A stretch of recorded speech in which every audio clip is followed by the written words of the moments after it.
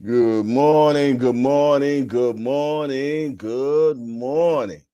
If you're hearing the sound of my voice right now, that lets me know that God has given you another opportunity to be great, another opportunity to do what you didn't do yesterday, another opportunity to forgive whoever done did something to you and you just holding a grudge about it. When you're holding a grudge like that against somebody, man, it's just like pissing in the wind. That's on you. You know what I'm saying? They rolling around having a good old great time, and your mug all broke down, and you all pissed because you pissed off with them. And they can give a damn about how you feel. So let that go. Forgive them and leave them alone. I'm gonna tell you, you're gonna feel so much better. That's for somebody up in here today, man. I'm pretty much sure that's for somebody up in here. You got a beef with somebody right now. They done did you wrong. You done did them right, but yet they done did something to you you do not deserve. Let it go. Don't trip. Move on. Let the universe deal with it. You did?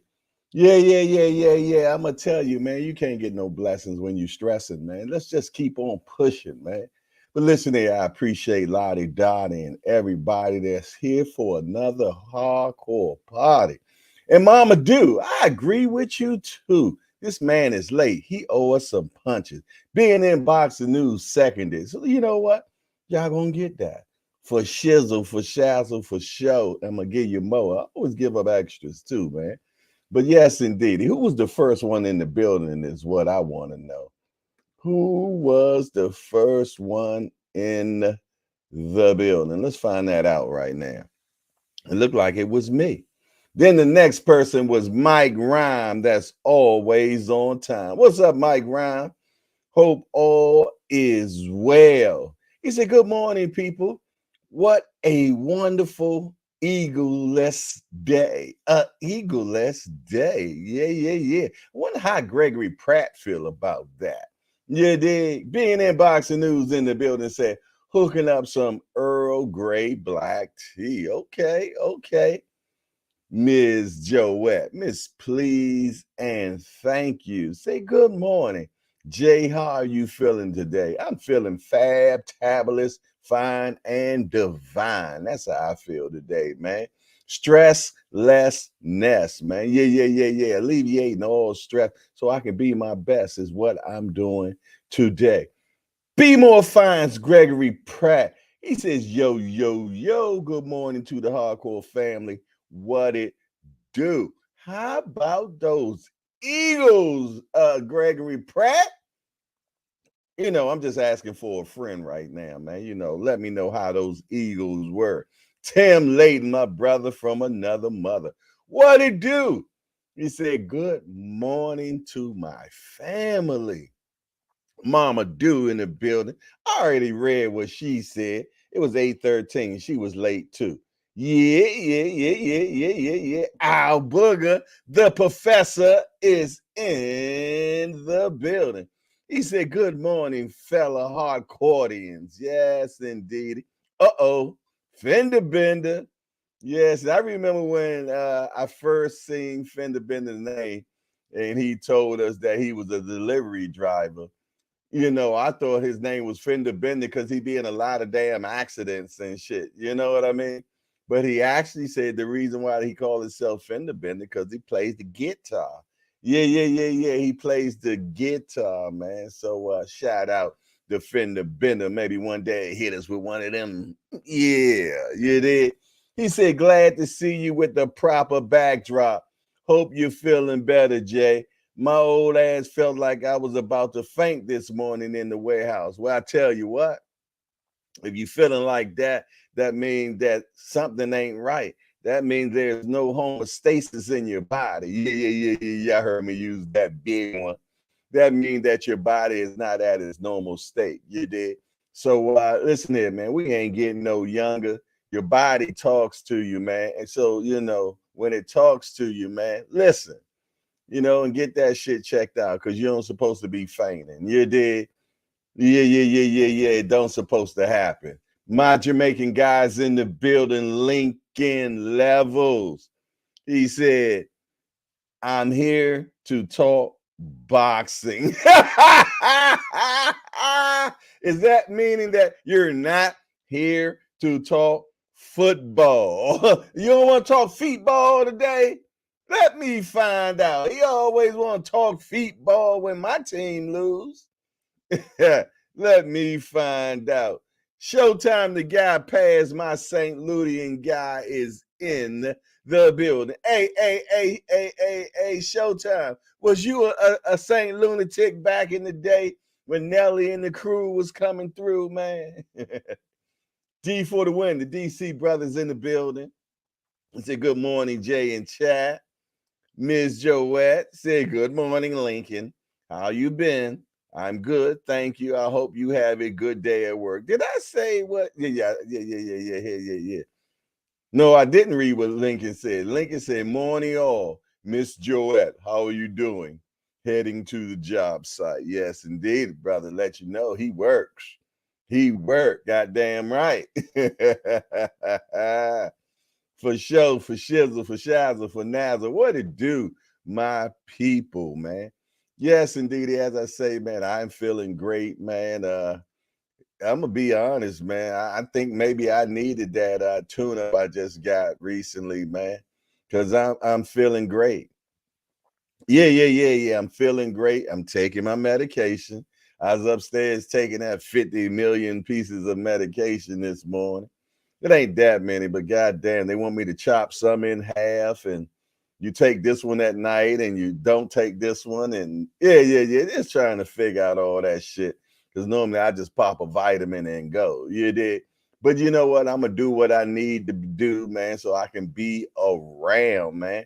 I'm talking about I want grandchildren. Well, I need to do something to be around for them grandchildren.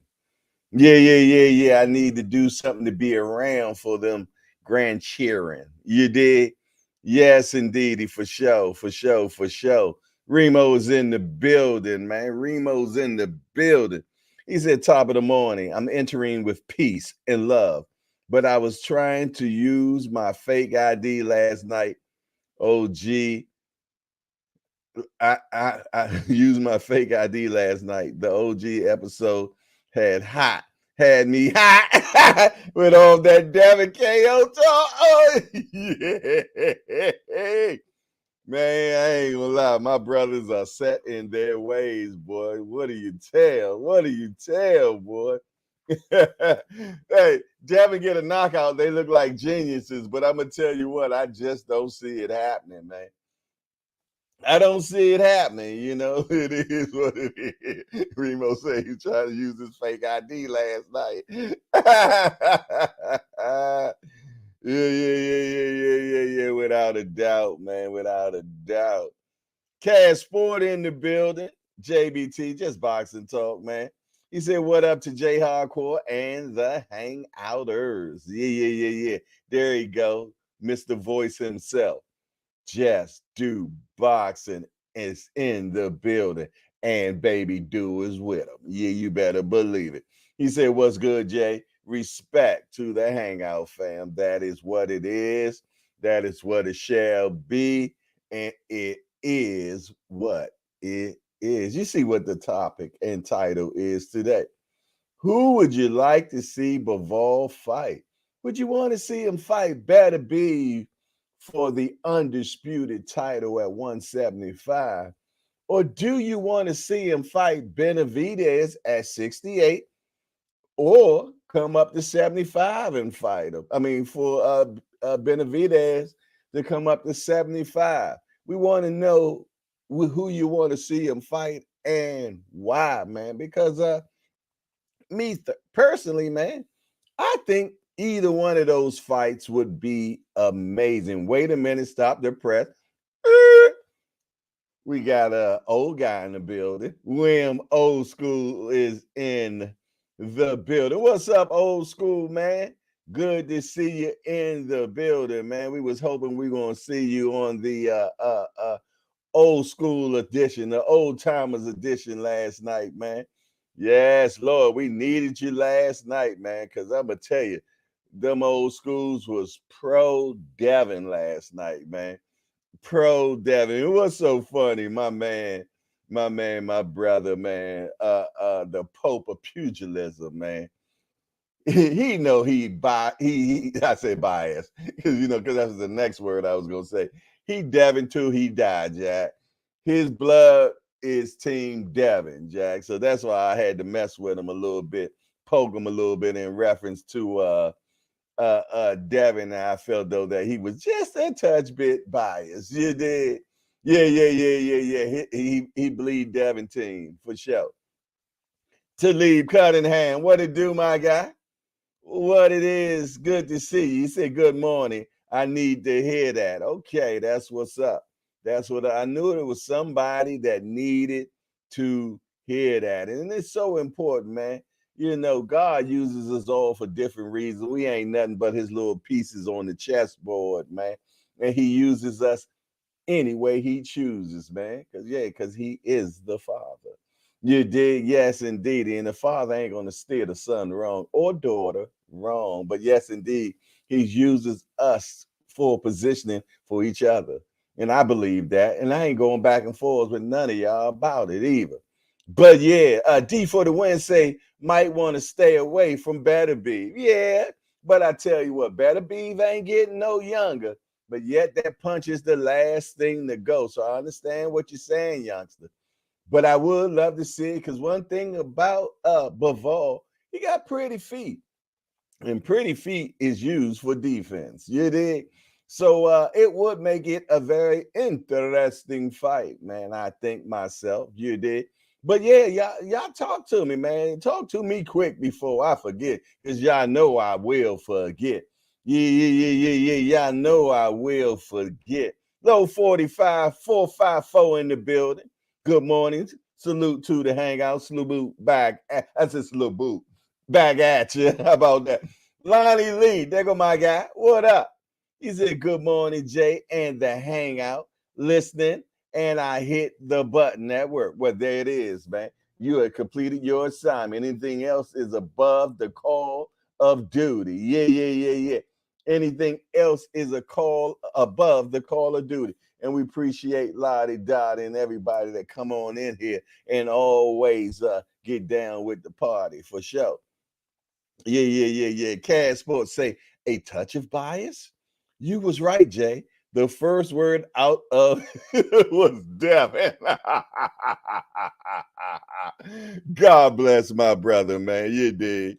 Yeah. And he didn't even realize how deep he's into that rabbit hole because he was like, no, Jay, we were talking about Haney and Regis. So, I was prepared and I was talking about Haney because that's what this show is about. I love him. I love him. We'll hug him right now. Bam. You did because my brother loves Devin, man. Yes, indeed. And I guarantee you, the next show, and we don't say anything about Devin, but next show, he going to have to say something about Devin one way or another because it'll be that Sunday after the fight. So it's going to be a lot of talk about it for sure. Without a doubt, but you dig, man, it is what it is. We all got our peoples, man, that we love in the ring, man. And we don't let nobody say nothing about them. Ain't that right, Mama? Do. Yes, indeedy, man. Yeah, can't say Keyshawn with her out of. She's like, what?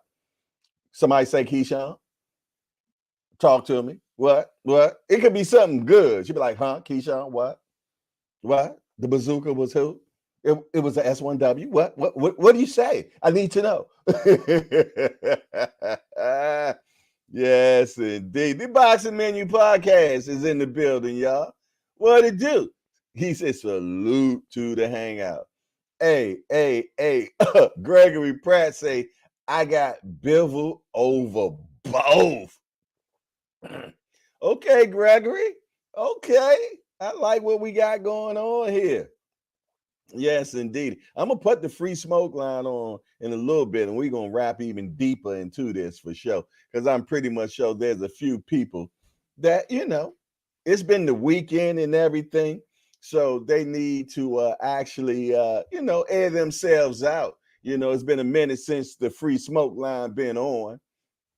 Yeah. I was trying to figure out a way to do it in the hospital. I just didn't figure out how could I do that. You did, but it is what it is. Just do over there, dying laughing. I know what he laughing about. For sure, for sure, for sure. But I tell you what, man. Yeah. It's time for a station break right now, man. So all y'all that got y'all cups of coffee, tea, milk. Somebody might even got some liquor right now. I don't know, man. I hope not. But it is what it is, man, because times are in different time zones. So with that, cuffs up. Let's just hit that cuff up. This is my first swig of the morning right now. Mm. Oh yeah. Hold on. I gotta spin the block on this one. Yeah. That's what's up. I also got the official old people's cookies with me today. I got the ginger snaps, man. So yes, indeed. Okay. Our booger said he got the mango ginger. Boy, he be special with his drinking, ain't he? He always got them exotic flavors and all that shit, man. Let me find out you be faking the funk and you really just drinking black tea. I'm just joking with you, booger. I know how you get down, my guy. For sure. I'm just mad that I ain't got no mango ginger and shit. Ginger is good for you anyway. That's how I got that ginger snap. You did? Yeah. Without a doubt, man. What it is, what it shall be, I need to know. Yeah, exactly. Boxing Menu Podcast. Smash that appreciation button. Now, I did that? I think I did. Let me make sure my volume's down on my phone. Okay. Let me do that. All right. What we looking like on appreciation? Okay, 22 washing, 22 appreciation. We got 100% likemanship up in here, man. 100. We got 100. Yeah. But there's more. Hey, the mic might be moving and shit. Okay, old school say I like the vanilla wafers. Also another old school cookie, man, for sure. Anybody in my time zone drinking liquor right now better go get treatment. I guarantee you it's always one, my brother. Yes, indeed. I ain't gonna lie. I done had a time or two or three that I done drank in the morning, man. Yeah, it is what it is, man. Sometimes, boy, it is what it is. And I ain't going back and forth with none of y'all about it. You dig? Yes, indeed. There he is, Tampa Tommy in the building. Tampa Tommy in the building. Let me straighten up this, what you call, man. This mic up a little bit. Me and the mic fighting a little bit. Look like he winning right there. We go. A little bit better, man. Make sure that my acoustics are right. Can y'all hear me good? Check one, mic 1, 2. Yeah. Check one, mic 1, 2. Old school say I have 6 grandchildren driving me crazy since Saturday. Well, goddamn, you're blessed and you got a 6 grandchildren. I wish you crying with a loaf of bread up underneath your arm, my brother. I love to have the opportunity. 6 grandchildren. Ooh, God love you. Yes, indeedy, man. I'm still working on having one. Yeah. I'm still trying to have one, man. I got 7 children. Yeah. No possibles yet. Like a spades hand. He said, what you got? I got 7. You got any possibles? Not yet. Hey, for sure. Mike Rhyme says smoke in the morning. Yeah, drink in the morning. Hell no. Oh my goodness. Big Ray, what it do, my guy? Good to see you. Always a pleasure, man. He said, good morning, Jay Hardcore and the Hangout. What's good? Well, we just talking about who would you like to see Bivol fight, Beterbiev or Benavidez, Beterbiev, and why? Yes, indeed. I have 3 grandkids. See, look at them all flexing right now. William Old School say, Jay, I got 11 altogether. See, that's what I'm talking. 11 altogether. How many cheering you got? How many cheering you got to produce 11 grandcheering? You dig? Just boxing talk. My man out there said you can't keep a goddamn win. Love you. What? My man out of there said you can't keep a good D win. I don't know what the middle words you said, man. You might have to rechat that because I'm not sure what it is. What up, champ family? I got 3 daughters and my son. So you got 4 and produced 11. I got 7 and produced 0. Yeah. Yes, indeed. Cash Sport. Good morning. Salute, Tampa Tommy. Can't keep a good man down. Okay, man. Appreciate that. Yes, indeed. I'm up and running, man. You still haven't gave me that call, my guy. You still have not given me that call. Looking for hearing from you, Just Boxing Talk. Yes, indeed. But what it is, man, what do y'all think, man? Y'all think Bivol beats Beterbiev? Do you think Beterbiev beats Bivol? Do you think Bivol beats Benavidez, Benavidez? Or do you feel though Benavidez beats Bivol, man? What do you want to see? Or do you want to see Benavidez fight Beterbiev? I mean, it's all good, man. It's all good for sure. Remo said, I looked my daughter in her eye and told her, you better not make me a grandpa no time soon. I'm too fly for that shit. Yeah, okay. Keep thinking you too fly. Yeah, maybe that's the reason why I ain't got nothing yet. I'm too fly for grandkids. Is that what it is? Because I tell you what, if that's the issue, take my fly card, baby. Take it away from me, man.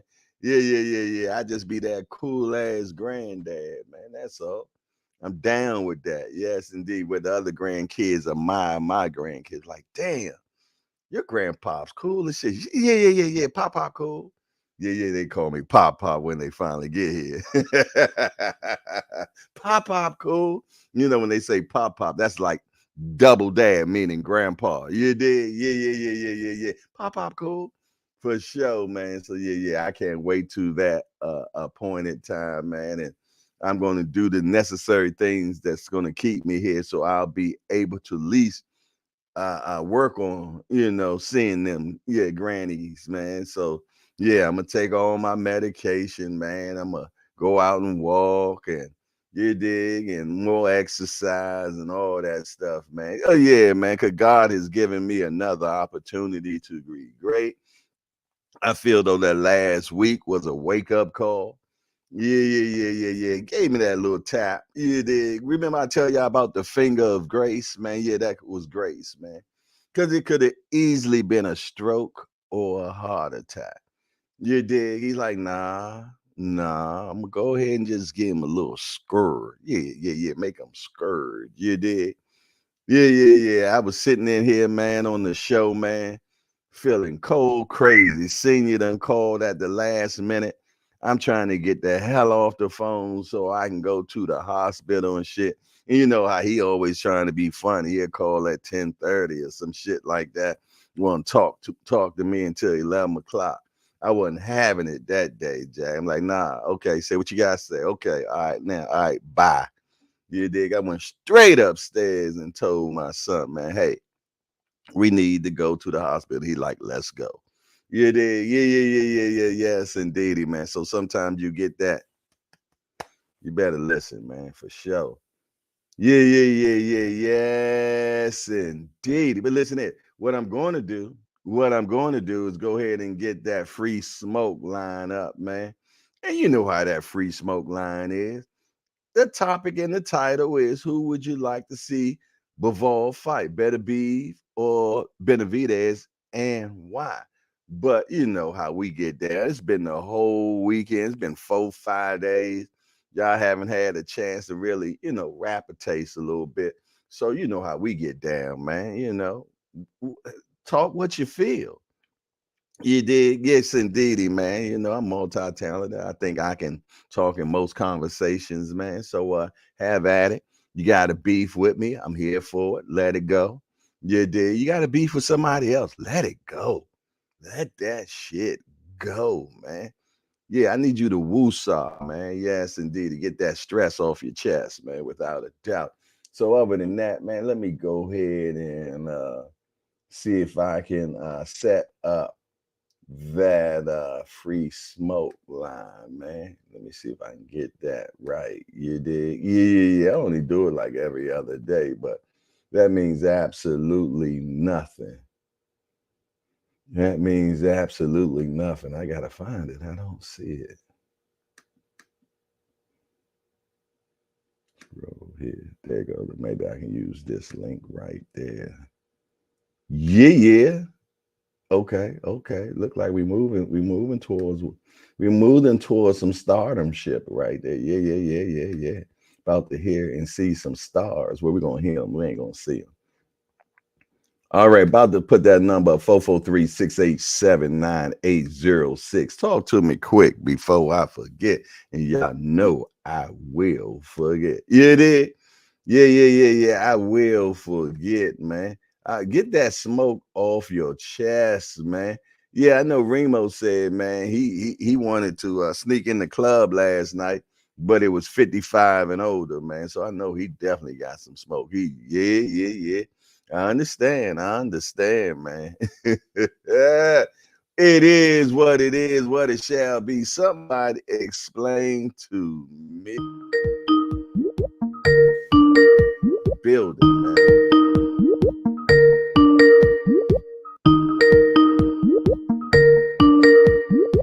Talk to me quick before I forget. It's your boy Jay Hardcore. Who is this?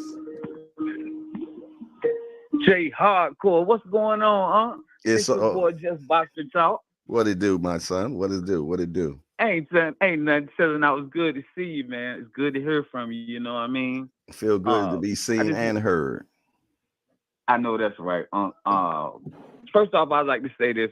Yeah, man, my phone. I put my phone on top of my daggone roof while I'm pumping gas. Rolled off. My phone was in the street. Oh my God! So all that stuff I had on my phone was lost because I ain't even had the iCloud. So, but I got a new phone now, so definitely call me so I can get your number locked in.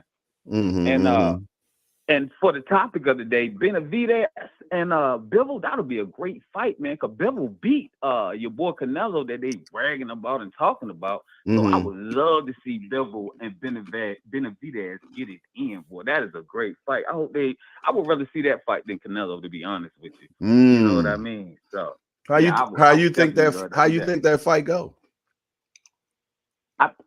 See, now that's a good ass question, man. Because I first say this, I thought Demetrius was gonna beat Benavidez, but after seeing Benavidez tear that man up like that, man, I guess I might be that's hard, man. I can't even sit here and lie to you. That's hard. That's hard.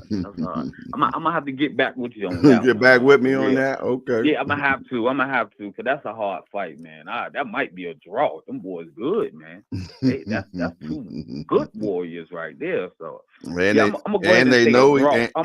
they know each other because they have sparred numerous times. Oh yeah, that's definitely a draw. Yeah, that's going in the books as a draw. So Just Boxing Talk says a draw. Put me down for a draw. All right now. Yeah. Okay. But other than that, man, I like I said, man, it's good to hear from you. Thank you for letting me get my smoke off my chest. And hey, man, I'm gonna get with you. All right, then, my guy. Make sure you do that for me, okay? My man. All righty, peace. Yes, sir, I will. Okay. All right, go on. 443-687-9806. Talk to me quick before I forget, man. Yes, indeed. We got Super Jamal in the building. What's up, Super Jamal? He said, peace, Jay. Peace back at you, my guy.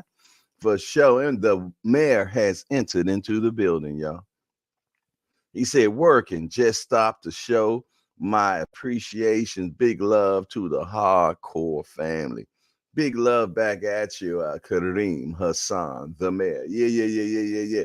For sure. Mike Rhymes said he got 5 grandchildren. They just flexing, ain't they, y'all? With all these grandchildren.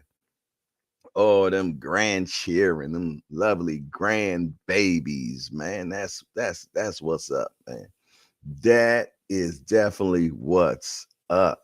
We got the free smoke line up 443-687-9806. Talk to me quick before I forget. While we waiting on our next college, man, we gonna you heard me, the next college, man. It is what it is, man. For sure. It is what it is. What I'm going to do, man, is find out what's happening in the world of boxing today, because we need to know, man. Yeah, we need to stay informed. We need to stay informed. So let's get it. Ryan Garcia bounces back, knocks Oscar Duarte out in 8 rounds. Rolly Romero says if Ryan Garcia fight gets made, it's going to be one of the biggest pay-per-view fights of the year. Next, Jordan Gill says, I feel like I deserve a world title shot. I can compete at that level. Eon Green, I want the best. I want to fight names. I want a #1 contender. Price Taylor secures first round knockout in pro debut. Congratulations, young man. Leah Woods is backing Anthony Joshua to knock out Otto Wallin in style. Gabe Rosado, wow, a blast from the past for sure. Andre has no heart. Woo.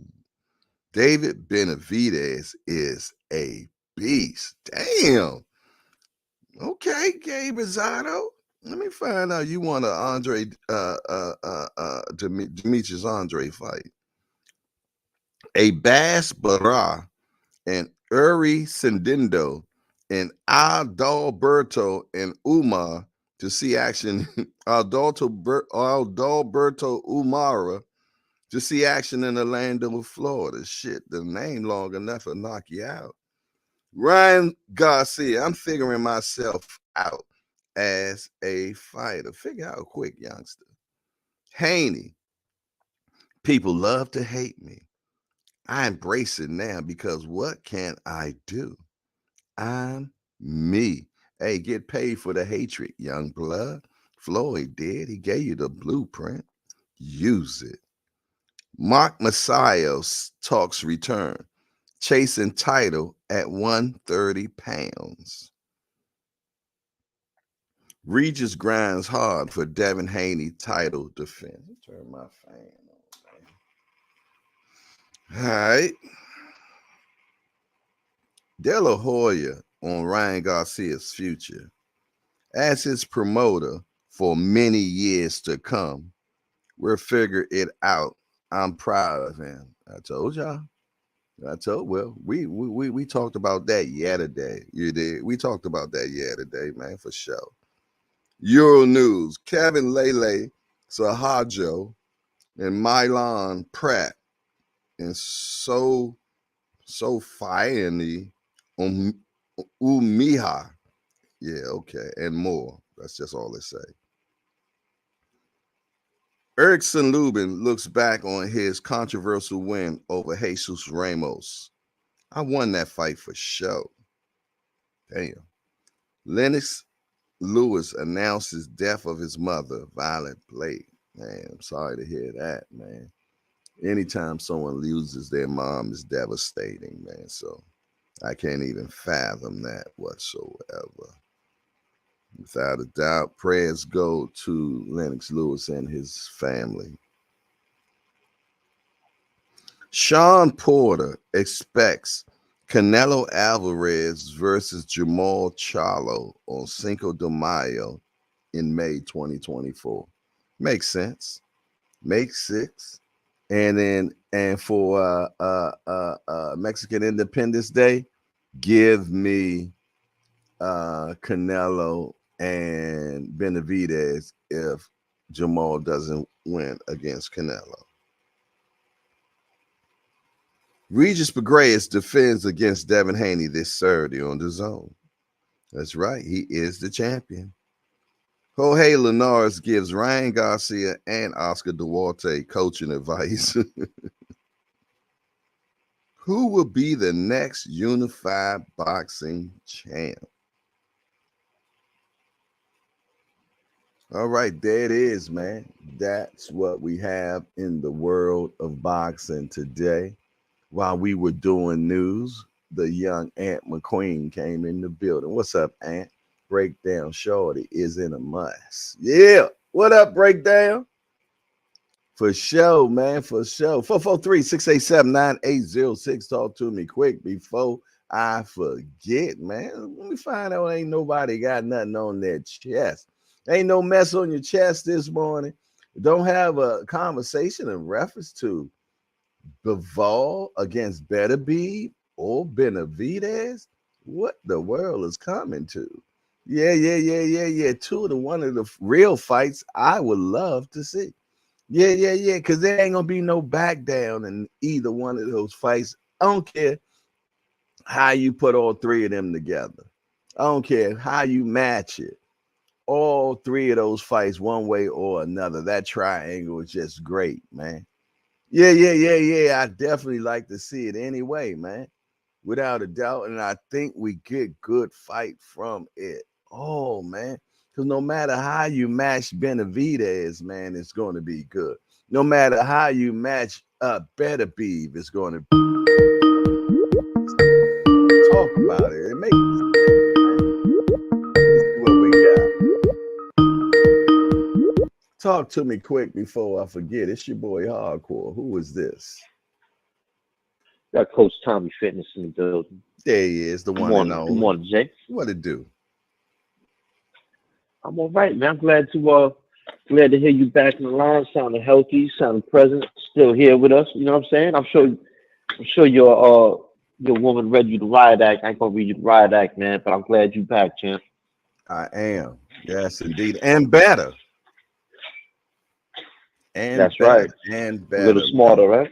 Oh, yeah. And going to do the necessary things to remain here. At least all I can do. You did? That's right. You know, one thing I do know, one thing it does tell me is that God ain't finished with me yet. Because he didn't take me. He didn't take me. That's he was right. like, nah, youngster, it ain't that easy. You got to stay down there, boy. You got more work to do, man. So I'm with that. I accept the assignment, man, for sure. What you got going on? I would love to see Bivol accept. I'd love to see Bivol accept the assignment of Benavidez. I don't think he got a problem with accepting it. I think he probably got a problem. I don't know. I have no idea if he'll accept or not, but I know it would be a hell of a fight because you got two people who I believe both of them have an underrated ring IQ. They're not just, like these dudes can really fight, man. Both of them can really fight. Bivol does not have the inside game of Benavidez, though. He does not have that inside game. Maybe he got a little more outside game, and he's still a smaller man than Benavidez, but he's bigger than the average dude at 168. I think it'd be a hell of a fight. That's the one I want to see. And I'm saying that's the one I want to see because I don't think they are going to allow Beterbiev and Bivol to fight anyway. And right now, David is hot. David Benavidez he's on fire. And sometimes you gotta fry the egg while the pan is hot. You know what? Something that you said is so true. Bivol doesn't have an inside game, but you know what about Bivol? He knows it. And when he fought Canelo, he made sure that he did not engage in the inside. He kept everything at arm's length.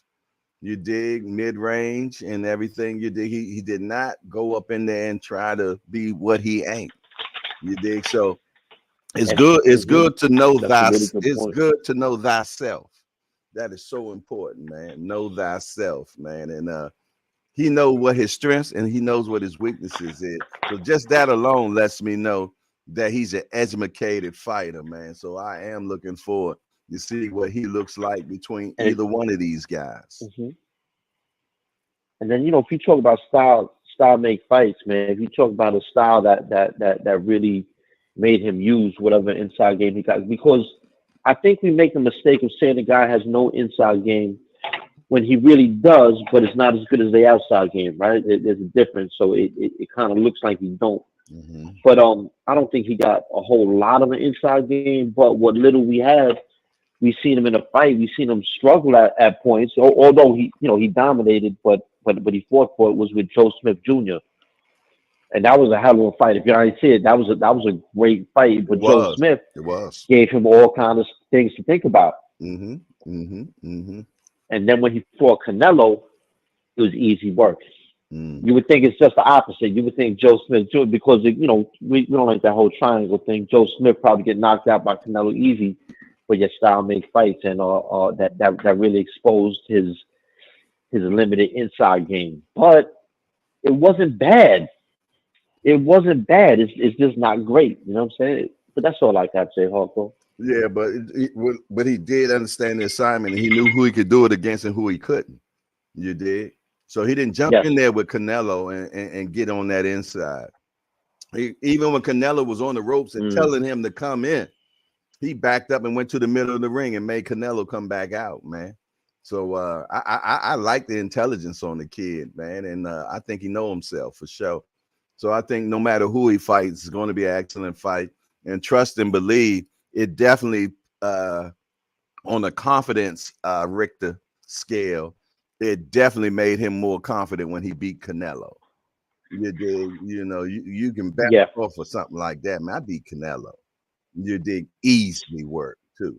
It was easy work. So and what I liked about it too, in his post fight, they were asked about that, like, how's it feel to be the world superstar? And he was like, yo, it's just another fight to me, man. It's just, I put the work in, I go out there, I do what I do, basically. You know what I mean? Like, he was like just factual with it. You know what I'm saying? He didn't get all full of himself.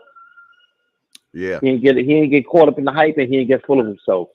Yeah. No doubt. He said, let's say. All right, let me get off this line, man. I'm sure you got people calling in, Jay. It's always a pleasure. You have a great morning, man. You take it easy, my guy. Likewise, my brother. Likewise. Peace. You too. The Rise Podcast is entered into the building, y'all. We got Can't Get Right in the building, y'all. So anything from this point on, just take it with a grain of salt, for the simple fact, when you got them special needs people, we got to deal with them a little gingerly. You did. So let's see what we got going on.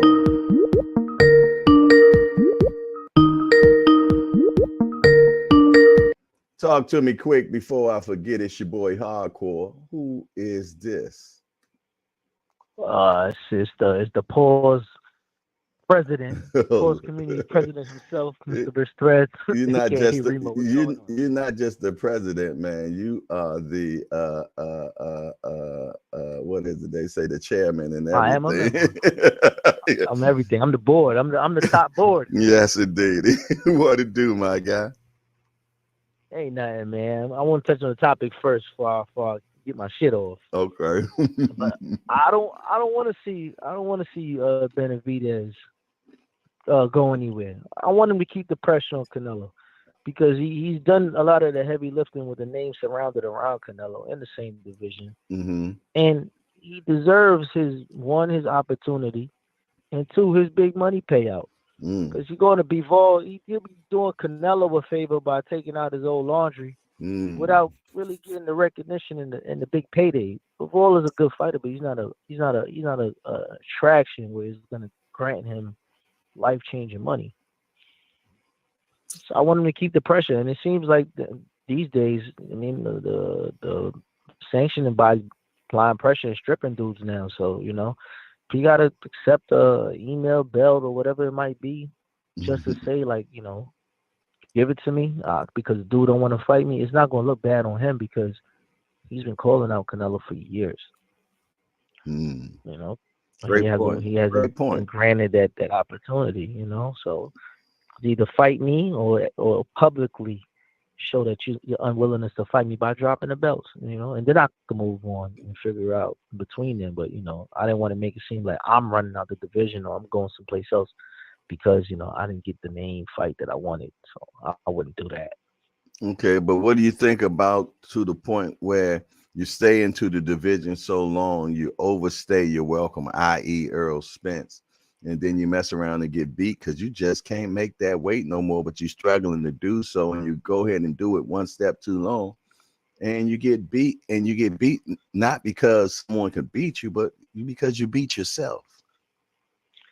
See, that's a good point. But that's why I would force them to strip them first. And if they don't strip them, you know, then I can make moves. But you know, I want to make sure that the pressure is applied the correct way, which he's done. And if he gets some in his email saying he's a champion, he could defend it one time and then take that same belt and then move up, and then he could go to a Bivol or whoever you want to fight after that. Just get your feet in the sand, get wet, and then, I mean, you're out of there. Go get your towel and figure it all out. You know, I mean, you made an excellent point, man. You know, don't allow him to go upstairs and take care of Canelo's work. You dig, talking about Bivol, and I understand that totally, man. And I personally think the reason why he wants to go up there and deal with Bivol because what I've heard about him and Bivol's sparring sessions, you dig. But we got to take sparring with a grain of salt.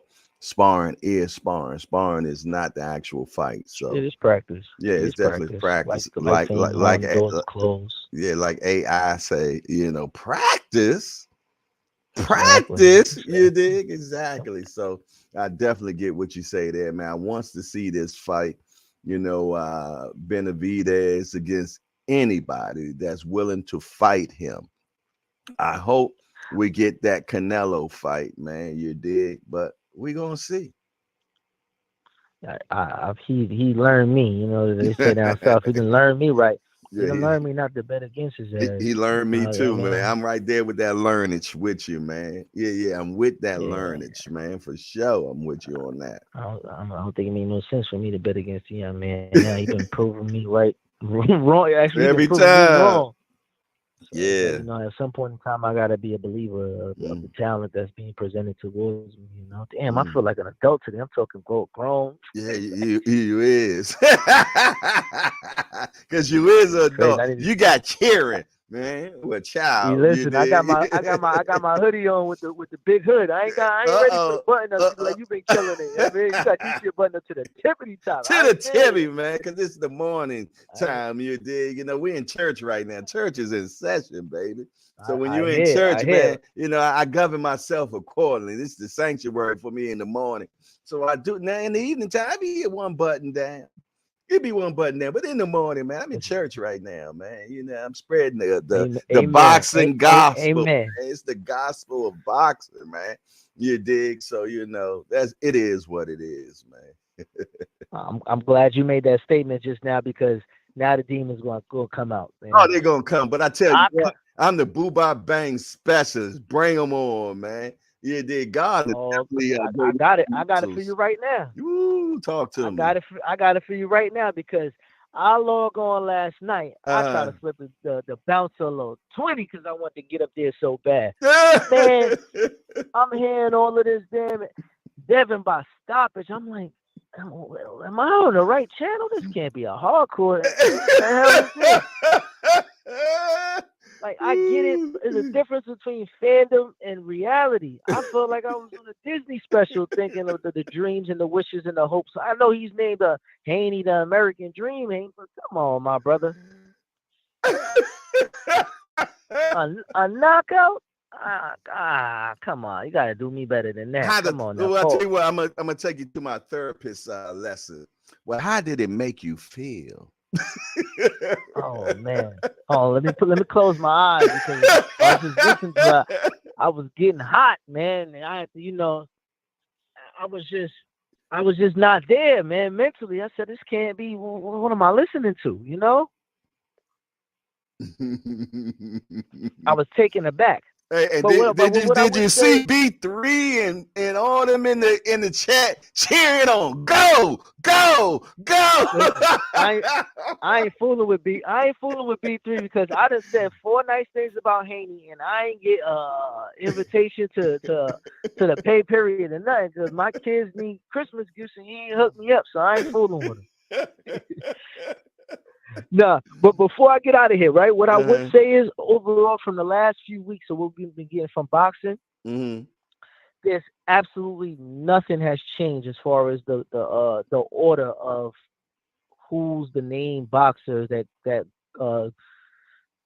grants the attention of the audience. Shakur kind of did Shakur things, and he's still in the back of the line of those Ryan, Tanks, Haney's. Like nothing really changed. Ryan is a pretty boy with a safety left hook, and he got him out of trouble again. That shoulder roll was nasty. He should never do that again. Tank doesn't even have to fight yet, and he's still on top of the hill because he gives us different looks. And Haney, in between all those other names for the promotion, and the attention is there.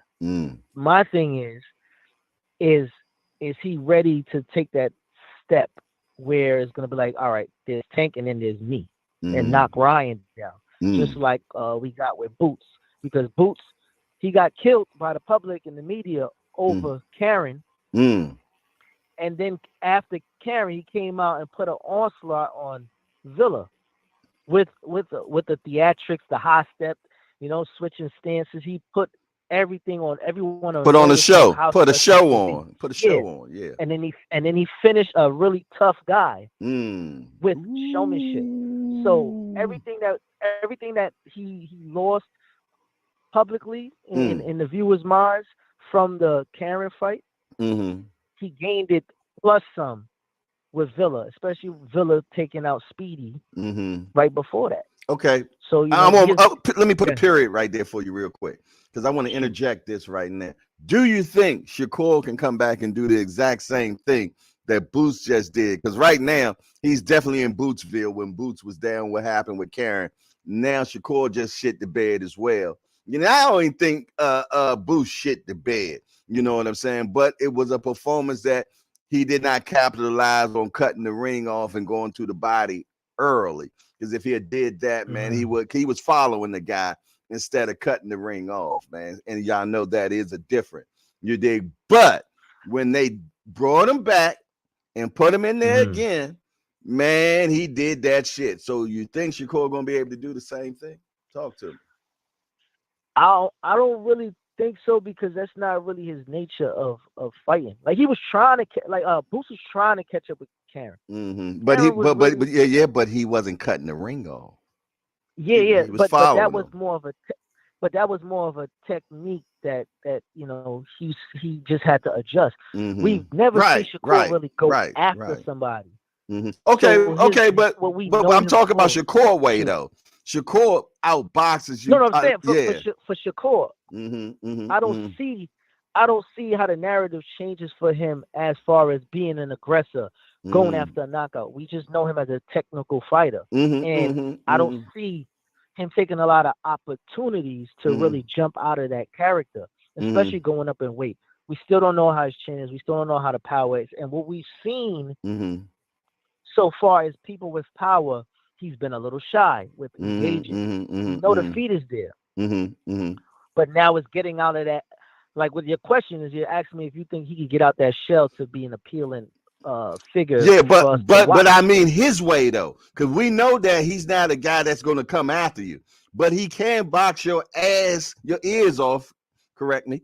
He can box your ears off. What I'm saying is, can he his way do the things that's necessary where people to be like, God damn, I'm talking Mayweather-esque. Change the narrative? Mayweather-esque. No. Okay. I don't think so. Put him in there against a Zapata right now. What goes down to these kids are really good technical boxers under the tutelage of a Mayweather, under the viewership of what they've seen from Mayweather, but there's no money in them. It's no pretty boy. So I don't know if he has that kill switch to like, to really damage somebody and continuously step forward and damage them. He's gonna be a great boxer for the rest of his life. But if he's gonna put it together where he's gonna make it entertaining, where he's gonna hurt people just boxing, no, unfortunately. And what comes with that is he's gonna face guys that are more dangerous. He's gonna face guys that don't really have no business in there and willing to go for broke with power. The further he go up in his career is gonna equate to better fighters, stronger fighters, fighters just as technical but not as seasoned as him. How does he deal with that? And now what he also has to deal with is he moving forward going to get the benefit of the doubt from the judges as being the A side? You know, because you're walking in there as a judge like, you know, he's a boring fighter. We know he's not going to engage. So that's a point. That's on the point system. Are they going to give him that favor moving forward? Like, you know what I'm saying? It's a lot to figure out with him. Yeah, I'd like to see him against somebody like somebody that's going to come at him. I like the Zepeda fight, man. I like that fight a lot, man. He's undefeated. He puts that press on you, man. He's coming to win. He's coming to win. So, you know, give me something like that, man. I think that would be an excellent fight for him, man. For sure. But I'm going to tell you something, Remo. You call yourself a casual, boy, but god damn, you're sparring, man. Goodness gracious, man. We're going to have to stamp you, bro. We're going to have to stamp you, man. Appreciate that, man. Sometimes, man, you know, some people are born with it, you know what I mean? And, you know, I like your style. I like how you talk. You ain't just talking out the top of your head. You know what the hell you're talking about, man. So we're gonna have to snatch that casual name off of you, my brother, you know, and give you that hardcore stamp, baby. Because oh man, I've been stamped live on air. Yeah, boy. This is yes, crazy. Indeed. I don't want to hear that. Well, you know, I'm a casual. Nah, we ain't doing that no more, man. We ain't doing that no more, man. You officially got your hardcore status, my brother. I appreciate it, man. Yeah. Without a doubt, man. Definitely, without a doubt. We appreciate you, man. You done been in Casual's corner and everything, man. And you know, you've been underneath there with the tutelage of Aunt McQueen, you dig? You know, computer. Yeah. You're getting that learnership, you dig? You know what I'm saying, man? Facts. You always bringing it when you're in the building, man. You're in the building every single day, man. And that's what a hardcore does, man. We continue on learning all the time. We never stop. Yes, and when you feel, though, that you have learned it all and you know it all, you ain't even a hardcore no more, man. You're a fool. Yeah, dig? Because you can always learn in this thing, man. For sure. But yes, sir. It's about the passion of the sport and how you love it so much. And when you first wake up in the morning, you touch your feet, you're thinking boxing. You're thinking boxing all day long. You matchmaking in your mind, man. You know, you just love the sport and you want to talk about it all the time. I remember I didn't even know it was people like y'all in the world, man. Well, I thought I was the only one that just loved this damn sport. And I just thought I was weird until I got on YouTube and found out there was like-minded people just like me. I found that out 5 years ago, man. I was like, whoa, there's a bunch of degenerates just like me, and we can get together and talk about the sport every goddamn day. I found out about it at the Boxing Voice. I'm like, whoa, they're talking about boxing all day long. I found. Let me tell you before I get out of here, because I know I've been long-winded, sounding like B3 out here and shit. But, B3ism. but definitely, you know, I think the community that you put together is more my temperature, because I don't be liking all that screaming and yelling, and I say what I say, and then I get up out of there. But like when dudes hosting shows get to chatting and you know, I'll be wanting to go through the screen and slap somebody. Like, you know me, I got bad temper. So I can't be checking out shows even when they just talking all crazy, like words don't have consequences. So, you know, over here, I stand on principles like adults. Like, you know what I mean? I like adult conversation. I don't play kid games, you know? I might be young, but I don't play with nobody child. Oh, okay, man. But yeah, I'm gonna get up out of here. But by by Wednesday, Uh-huh. I'll be ready to have my decision placed on paper. I need it, man, because we're going to have a good week this week, man. I feel, though, that God's just going to ordain a beautiful boxing week for us, man, all through the week. You did. Cash Sports say, officially a hardcore now. Come on back to my panel today. That's what he said to you, Remo. You did. Yeah, I'm dead, man. I don't do nothing else with my life no more, man. Oh, Yeah, I man. leave here, I go check out Cameron and them, and then I check out the whole lineup from like noon straight down. Like my wife was like, "Boy, you still listening to that?" Like, man, baby, I'm locked in. It's over. It's over. It's over. You know, Yeah, we left the baby shower. That bug is Driving back from crazy, the baby man. shower. I got the shit streaming on through the car, listening to the. I'm like, she like, oh, my baby then turned into a boxer. Yeah. Hey, man. Yesterday, man, I was going through your stuff yesterday, man, and I seen Black Ink, man, the dude on Black Ink rocking your shit, man. I was like, okay, I see my youngster. My guy Puma. Yeah. I put it on my channel. My I put it on my channel early yesterday, but I didn't add you. But I do have the link so people can actually get to that, man. That varsity jacket, man, is fucking fire, man. Oh, I think you got three of them, I think. I'm not sure. But yeah. Hey, is on the other side, is those buttons, you know, like that you could take on and off? Yeah, some pins. Yeah, I like that. Pins. Yeah. Now, me personally, I would take the buttons off and just rock it with the Rich Thread logo on the other side. I would do it like that, keep it plain Jane for me. But man, that thing mean, man. I ain't gonna lie, man. That thing mean. If y'all haven't seen some of the new collection of richthread.com, man, you're doing yourself a disservice. Get on over there to richthreads.com, man, and get a fire-ass jacket that should cost at least $1,000, man. And it's like for $200 or something like that, man. And I'm trying to tell you, hey, senior, you need some clothes anyway. Step your damn game up. All he do is make money all the time. He don't spend none of it. Man, get that varsity jacket. They got your size medium and shit, man. So get on over there, man, and check it out, man. richthreads.com. We got the CEO right here with us every goddamn day. So support, man. richthreads.com. Get over there. You did? For sure. Yeah, I'm out of here, but we gotta talk offline. Maybe we get down a full sit down interview, and you know what I mean, to really get the storyline behind that, John. You know? Yeah. I'm with it. Let's get it. I mean, come on now. I got nothing but time. All right, now, peace. Appreciate you, big girl. Scale Sculpatory in the building. What to do, Scale Sculpatory? I'm finally learning how to say your name correctly. I hope I'm saying it correctly right now.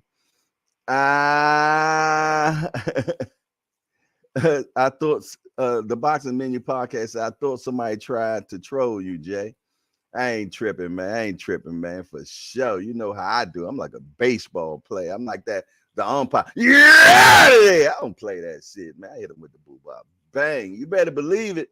Yes, indeed. If you don't like it, get out. Yeah, dig. Yes, indeed. If you can stand the heat, stay in the kitchen. Remo, salute my dude. The Boxing Menu podcast say, Desmond Hickman said he ducking better be.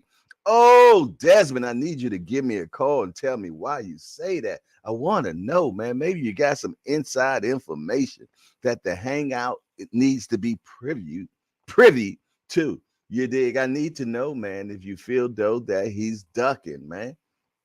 I sent my wife over that varsity jacket. Sounds like a nice Christmas present for me. Amen. And a boom shagger lager, man. That joint fire. That gray, I forgot what it's called, the gray wolf gray or something like that. Gray wolf varsity. The joint fire, man.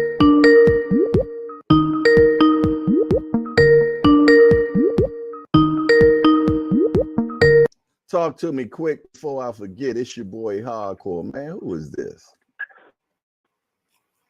Yeah, it's me. It's Part Twice. Part Twice in the building. Talk to me quick before I forget, man. You must got something for me. I had a question. I wanted to ask you because I remember Benavidez saying that he was going to drop the moniker, the Mexican Monster. Is that true? They want to just drop the Mexican part because they said that his mother or his grandmother said he's not from Mexico. Okay. He said, yeah. So they just want to drop that part and call him the monster. So this my thing. By the name coming from Mike Tyson, you know, and Canelo saying that he'll never fight Mexicans. Is that probably a reason why he dropped it?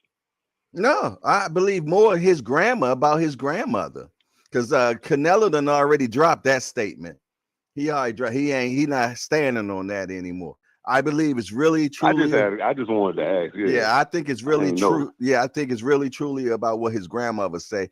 They said she was outrageous about that, man. You did. That's just like I'm not. Your nationality is what, my brother? I don't want to assume.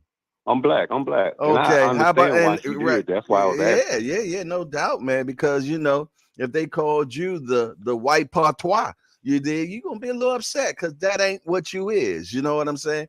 And that's I think his grandmother was big about their heritage, and that's why she was like, "Nah, we gotta do something about that." You dig? So I think he was from Ecuador. Right. I think he's from Ecuador. I don't know where. I don't want to start because I don't even know where half the shit is on the map, man. But I feel you, but. This is what I wanted to say about that Canelo thing. Like everybody's saying that Benavidez will beat him up. Okay, he might do that, but even when he fought Bivol, he wasn't dropping. You can't really just drop Canelo. I think that's what they want to see is Canelo get dropped. And it's like you can hit. Bivol is strong. He was catching Canelo clean. He couldn't drop him. So I don't think just because he fight the Mexican monster or the monster that he's going to drop Canelo. Canelo ain't never been dropped, so I'ma stand on that. My opinion. Yeah, he ain't never been dropped. Yeah. So I still got Benavidez beating Canelo, but I don't think he's gonna do like everybody. Yeah, and I think he beat him because of that. He outpoints him, man. He's just gonna throw so many goddamn punches, man. That right. Yeah, you know, he gonna win by points, man. You know, and that's how I feel about it. I ain't going back and forth to nobody about it either. Cause that's my damn opinion. You did.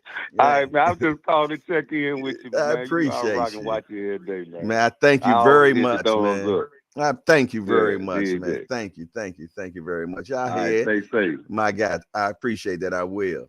We got Patois in the building, man. Patois in the building, man. Yeah. Y'all know I butcher your name up, man. I cut it up, cleave it, drop it down, but please forgive me for it, man. Yes, indeed. I know you have some understanding of what I be saying, man. I got my own language and shit. You did? Yes, indeed. So yeah, if I butchered your name at any capacity, man, please forgive me. Please forgive me, man, because charge it to my mind, not my heart. You dig? Yeah, for sure, man. Without a doubt, man. It is definitely a pleasure to be in the building. Be among the number, as they say in the church. I'm in the number, man. But speaking about numbers, man. Speaking about numbers, man. You know what number I want to talk about right now? I'm going to tell y'all what I want to talk about right now. Real quick, just some updatement, okay? We talking about the Hangout numbers, man. The Hangout subscription has been going on warp speed lately. Yeah. Beam me up, Scotty. And I know back in the day that was Coke, but I ain't talking about that right now, man. We have been moving at warp speed right now, man. And as we speak, the Hangout. Yeah. And somebody said this to me the other day, man. I said, yeah, we might get that by first quarter of next year. Like, maybe, February or March, maybe we can hit some number like that, man. I just don't see it happening just like that, man. But you know what? I was wrong again. The Hangout is at 9,475 subscribers, man. 9,475. We're about to hit 10 grand, man. 10,000 subscribers. November the 9th, we hit 5,000 subscribers. November the 9th. Hear me now. Today is December the 4th. And I think by tomorrow, we be at 10 grand. Now, it got a lot to do with a short that I put out with these two youngsters fighting, man. And it looked like Shakur and who did Shakur just fight? What was the guy name he just fought? Man, I can't even think of it right now. Y'all know I forget shit. You know I forget shit, man. So I forgot who Shakur just fought, man. You dig? But yeah, it was a fight where it was no punches thrown or they didn't hit each other. Well, I got a video out like that, man. It's a street fight. And it wasn't no violence because nobody got hit. You dig? But it was just so funny because one dude was just trying so much. And the other dude was just, on his Matrix shit. Where that video hit 1 million yesterday, man. Yeah, you'd be amazed at shit that hits 1 million. You dig, for sure. So that's crazy. But I tell you what, we got a new guy in the building. First timer in here. We got Andrew Gray. And we want to welcome Andrew Gray to Hardcore's Hangout. Hey, Andrew, we just a bunch of hardcore degenerates that get together every single day and talk about this beautiful sport we love called boxing. Hey, Andrew, we only got one rule around here. No hitting below the belt. Yeah. That means we don't talk about nobody's mama up in here, Andrew. And if you see a young lady in here named Mrs. Just Do, whatever you do, don't talk about Keyshawn, good or bad. He just perks her ears, no matter what you say. You say Keyshawn, oh Lord, man. But listen here, Andrew, we want to welcome you to Hardcore's Hangout. You all make sure that y'all welcome Andrew Gray with a great hardcorean welcome like we always do. Allow him to understand and know that we are the cheers of boxing, and you have reached a place where you can kick back, chill, and enjoy boxing talk without being molested, man. Yeah, I know that's a strong word. But in some of these chats, man, you get that, man. And you just don't get that here because this is Hardcore's Hangout. So we kick back and chill, man. Yeah. I know a guy right there just said, welcome to you from the Rise podcast. Hey, sometimes he will say weird things, you dig? But, he's a little challenged, Yeah. He wear a helmet. Yeah, I'm going to keep it real, man. You dig? But he's cool. He harmless, man. He's definitely harmless, man. You dig? But we call him Can't Get Right, man. So if you see him, just say, hey, man. You know what I'm saying? It's all good. But back to boxing talk, man. Yes, indeed. They're feeling good, feeling fine, feeling divine, man. Love to be in the building right now. We almost at 10 stacks. And I appreciate Lottie Dottie and everybody that help us get to this part of the party, man, for sure. But the free smoke line is still in existence. It's 443-687-9806. Talk to me quick before I forget, man. Who you like to see Bivol fight? Beterbiev or Benavidez? Or do you want to see Beterbiev fight Benavidez? Or what the hell you want to see, man? I know you like me. You just want to see a good fight, man. You want to see a good fight, man. And I'm interested in that too. I'm definitely interested to it, man. And man, yeah, we got a good fight on paper that's coming up this weekend, man. I hope that what happens, man. We got Devin Haney against Regis Prograis. And I want to say shout out to Eddie Hearn, man. Oh, Slick Eddie, man. Slick Eddie been, if you will, promoting the shit out of this fight, man. Yeah. He been promoting the shit out of this fight, man. And I'm happy about it, man, because he's showing what a promoter should do. Yeah, your job is to promote, not just make fights and take money, but not tell anybody about the fight. And we find out about the damn fight this week because we know they got a weigh-in. Top Rank. Come on, man. You dig? I understand PBC, because PBC is not a promotional company. So if they don't promote it, I can't be mad at them, because they're not a promotional company, man. But Top Rank, Golden Protection Program. Golden Boy. Yeah. Come on, man. Take notes. Take notes, man. Man, come on now. Promote your goddamn fighters. I'm tired of this fraganago bull crap, man. These fighters promote themselves more. Yeah, they promote themselves more, man. They got to be on TikTok dancing. They got to be on Twitter or X tweeting or on Instagram. You dig? They doing more for them damn selves. Why are you paying that promoter 25 and 35% of snatchisness? They snatching money, man. For what? I want to know. Because they set up a fight for you? Because that's what you're paying them for at this point. They set up fights for you. They ain't promoting them.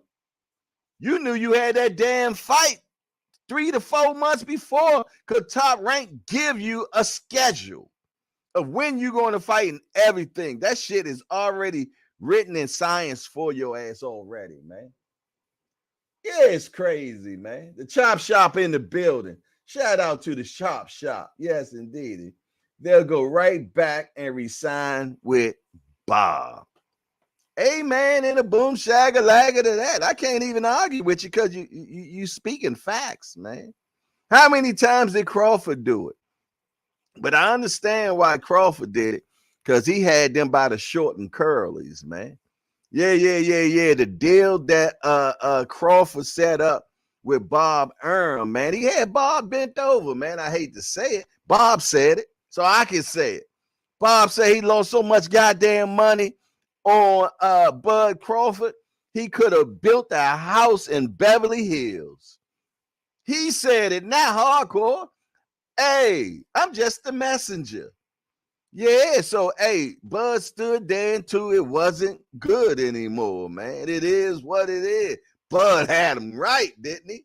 Yes, indeed. And Bud, hey, they say Bud's a shrewd businessman, and I'm starting to believe it. Yes, indeed, because shit, he had PBC and Spence bow to his authority. Yeah, he got every goddamn thing he wanted. Spence was like, man, just give it to him.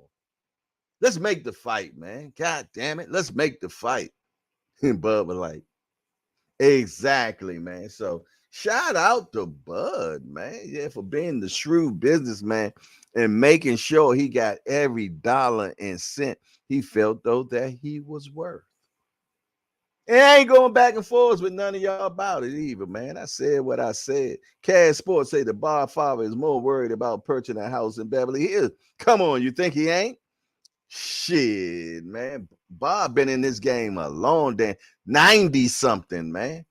90-something, man. When Bob get buried, trust and believe. They say, have you ever seen a U-Haul follower of hers? Well, Bob will probably be the first one. Bob should be the first one. Exactly. Yeah, for sure. Aunt McQueen, I need you to call me right now, man. We need to wrap a taste.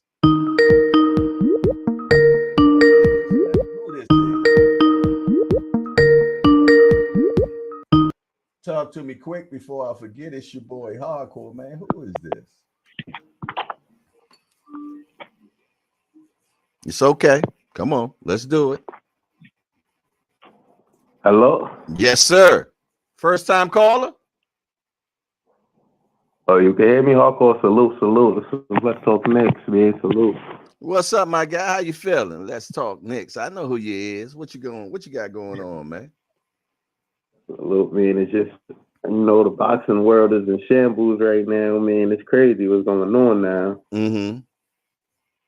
People acting like because of one good performance, Ryan Garcia still didn't quit. Like, it's crazy. And then people still, off of one bad performance, people still acting like Shakur ain't the top of the, ain't still a good fighter. Like, I don't know, bro. Boxing is crazy, man. Yeah, because the fans that, let me tell you something, man.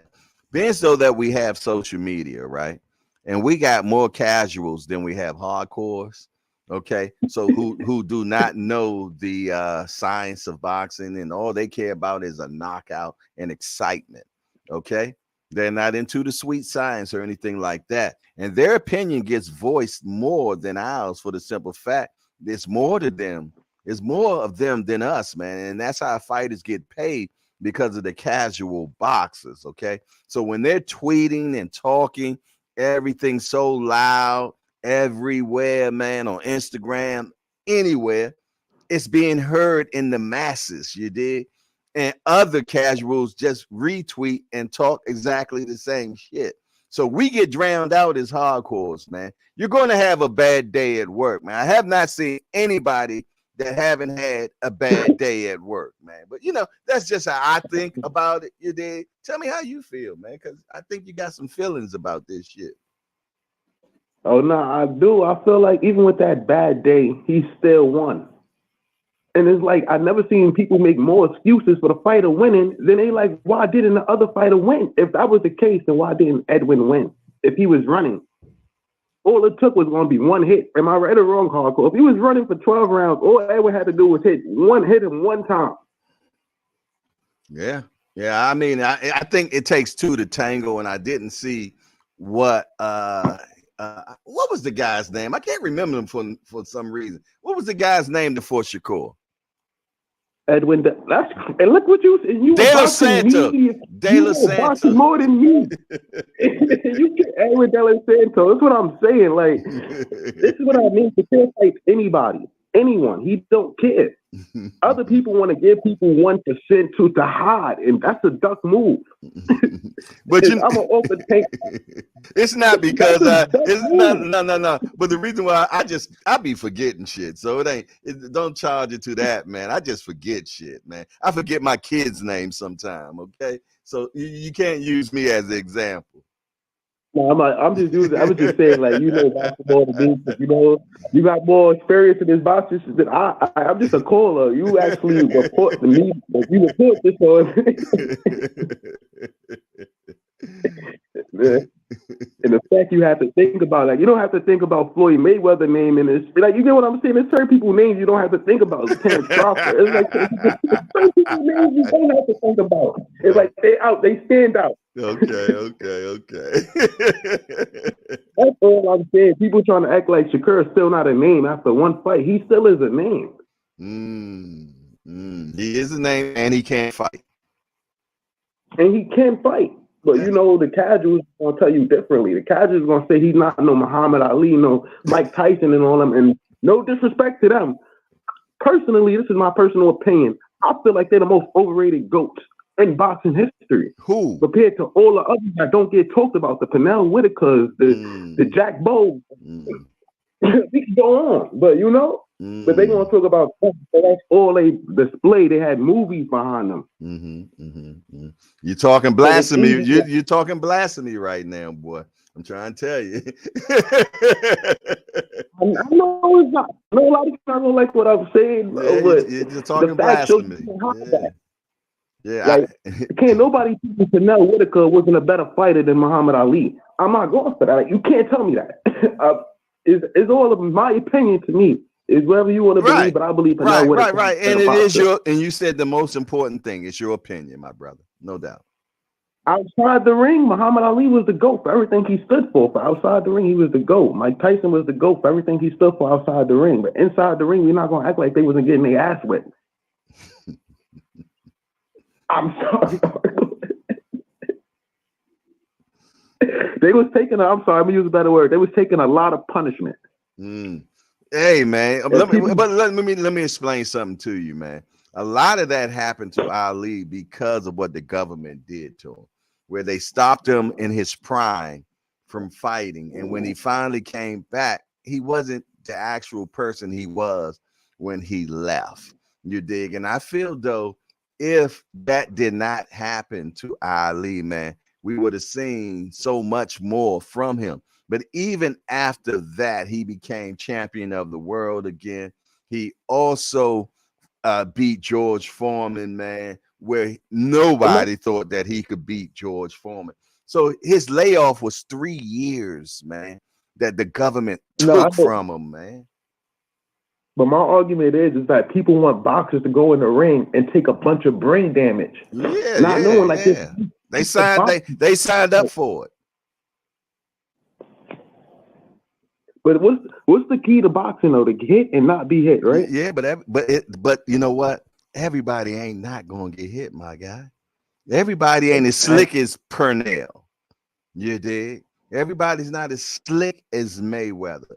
You dig? But even some of the best, Sugar Ray Leonard and things that have been hit, man. And in this game, if you're boxing, you're going to get hit.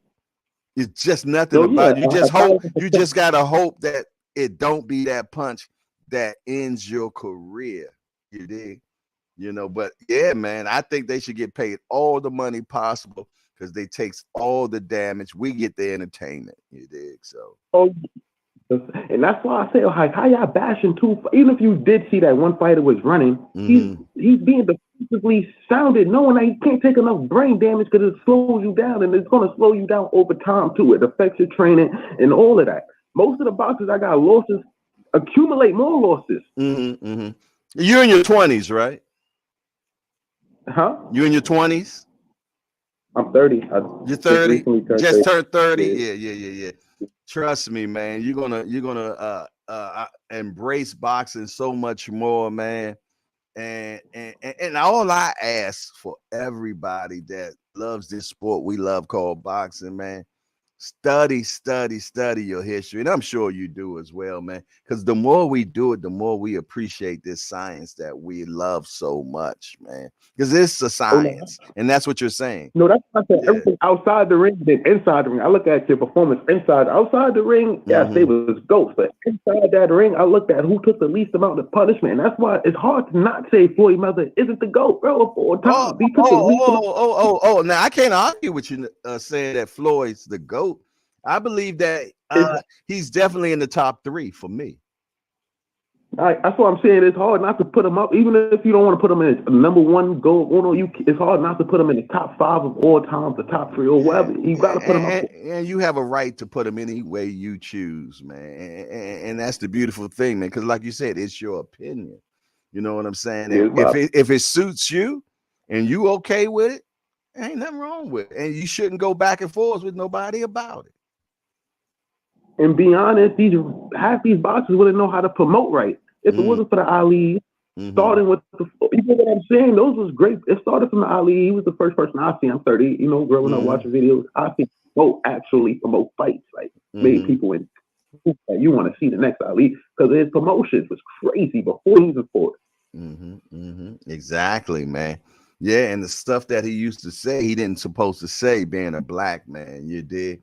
So it was very controversial.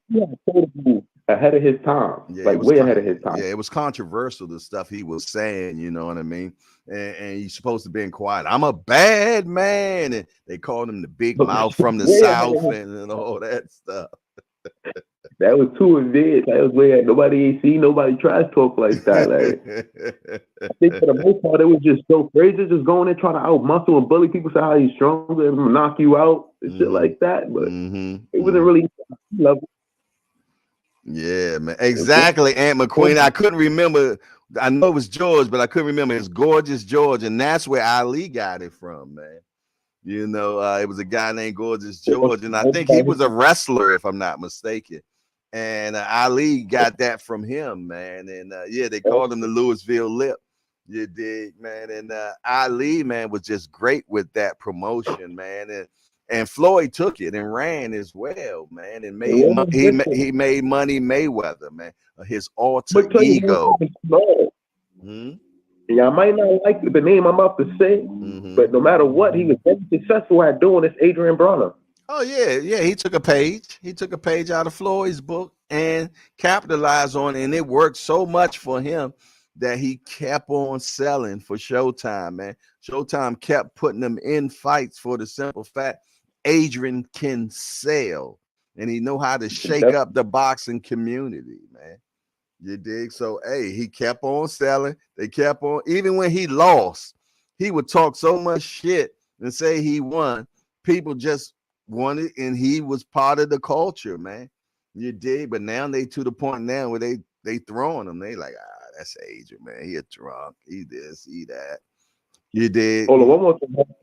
I know we're gonna way off topic, but how do you feel? I know this is way off. I never heard your opinion on how do you feel about Boots just naturally accepting a title? Oh, like in what years they just naturally accepted as a boxer rather than saying say that.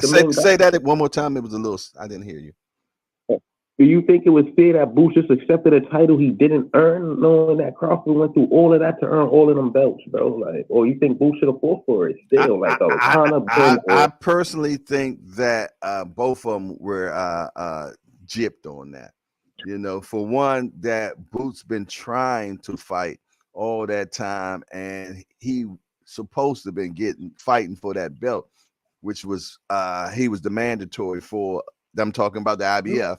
He supposed to been fighting Spence for, but due to the negotiations of Crawford and Spence, it never happened. Now, Crawford should be upset for the simple fact that he only had the belt for almost 3 months, and they snatched it for him, and he has an entire year to actually defend. He couldn't defend it. Yeah, he was supposed to defend it. But from what I understand. From what I understand is that he received a letter asking him what he's going to do with the belt and is he going to fight Boots, and he was like, no, because I'm in negotiations with Spence and I'm not going to be able to do it.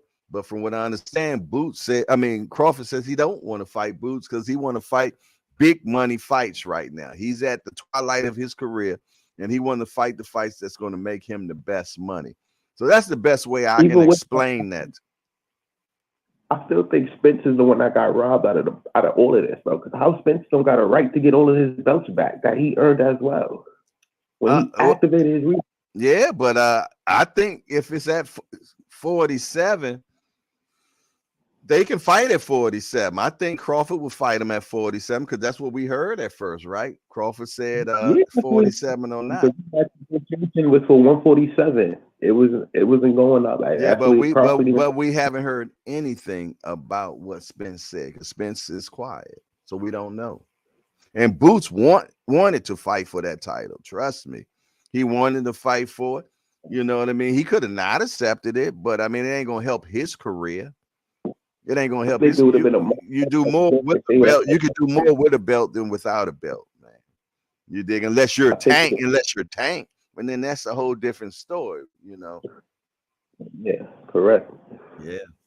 But listen here, brother, I appreciate you, man, for calling in, man, and speaking your mind. I love that, my brother. You know, keep on doing that in all aspects of life, my guy. Never take no wooden nickels, okay? Yeah, already there. Salute. Like and subscribe, man. I appreciate you, my guy. You take it easy. 443-687-9806. Talk to me quick before I forget. I need you to hang up, bro, because I can't get another call unless you hang up. You try? Let me find out. How you sound like me? How you turn this damn thing off? I had to screen by when I was talking to you. I'm gonna lock in it now, man. Make sure I catch it. There you go. 443-687-9806, man. The youngster had some very controversial thoughts right there, man. How y'all feel about it? Talk to me quick before I forget, man. But he stood on it, and I like it. I like it, man, for sure. Without a doubt, man. I see the chat is spinning. Gregory said Boots should have accepted the belt that was given to him because all he did was his time when nobody gave him a chance. Now he has bargaining chips. I agree with that. Cash Sports say Boots ain't the first one that got awarded that belt and won't be the last. Tank, they tried to get Tank the belt. Tank said, I don't want it. I want blood. I love that kid. Speaking of Tank, man, you know, I'm a car guy, man. Y'all seen Tank recent Ferrari? Lord have mercy, man. Look like a modern day Batmobile, man. That thing is fire. Fire. Man, shout out to the youngster, man. If anything, the brother got some style, man. I like that car, man. Yes. Man. I think this is New York. Let me see if I can hit the right thing, man. Talk to me quick before I forget. It's your boy, Hardcore. Who is this? Aunt McQueen? Yes, sir. Yes, sir. What it do, my guy? Chilling. About to you got this cat litter. Okay. I'll give it that. I'm on cat daddy duty. Cat daddy duty. Yes, sir. Back in the day, a cat daddy was a cool dude. They was like, yeah, the old cat daddy. That was good yesterday, man. I had the turtleneck on with the little beanie and shit, the little Marvin Gaye beanie. Oh, yeah? Yeah. We had a little brunch. It was real good. Shit, let me say salute to the chat. It's good to have you back on here. Thank you, sir. We did an impromptu casual. The impromptu. Got a little emotional. Almost had that one. I missed one. I missed one part. Didn't you say y'all had an impromptu what? Casuals corner the other day. Oh, okay. This is after the hospital episode on here. Oh, okay. And I said, you know, it got a little bit emotional up there. You know, I almost had that one tear trickling down like Denzel in Glory. Why was that? You know, in all seriousness and in all sincerity, you know, I say this so sincerely. Mm-hmm. You left a indelible imprint, you know what I'm saying, on a lot of us, myself included. Right now, I'm on my whole my journey and everything like that. Shout out to my guy Tampa Tommy. But I'm just looking at some of the things that are going on with me right now personally, the positive things, and a lot of it stems from being in here. Wow. You know what I mean? Like I had no idea I would even be doing anything like the Casuals Corner. That just came just on the impromptu. Everybody's like, yo, what we about to do? We supposed to be on at 7. We can't get a hold of him. I'm like, I guess I'm gonna just make a channel real quick. I literally made a channel. Off the fly. On the fly. Just and first it was just even as a joke in the chat, like, yo, we're gonna do the Casuals Corner. Everybody, yeah, you should do it.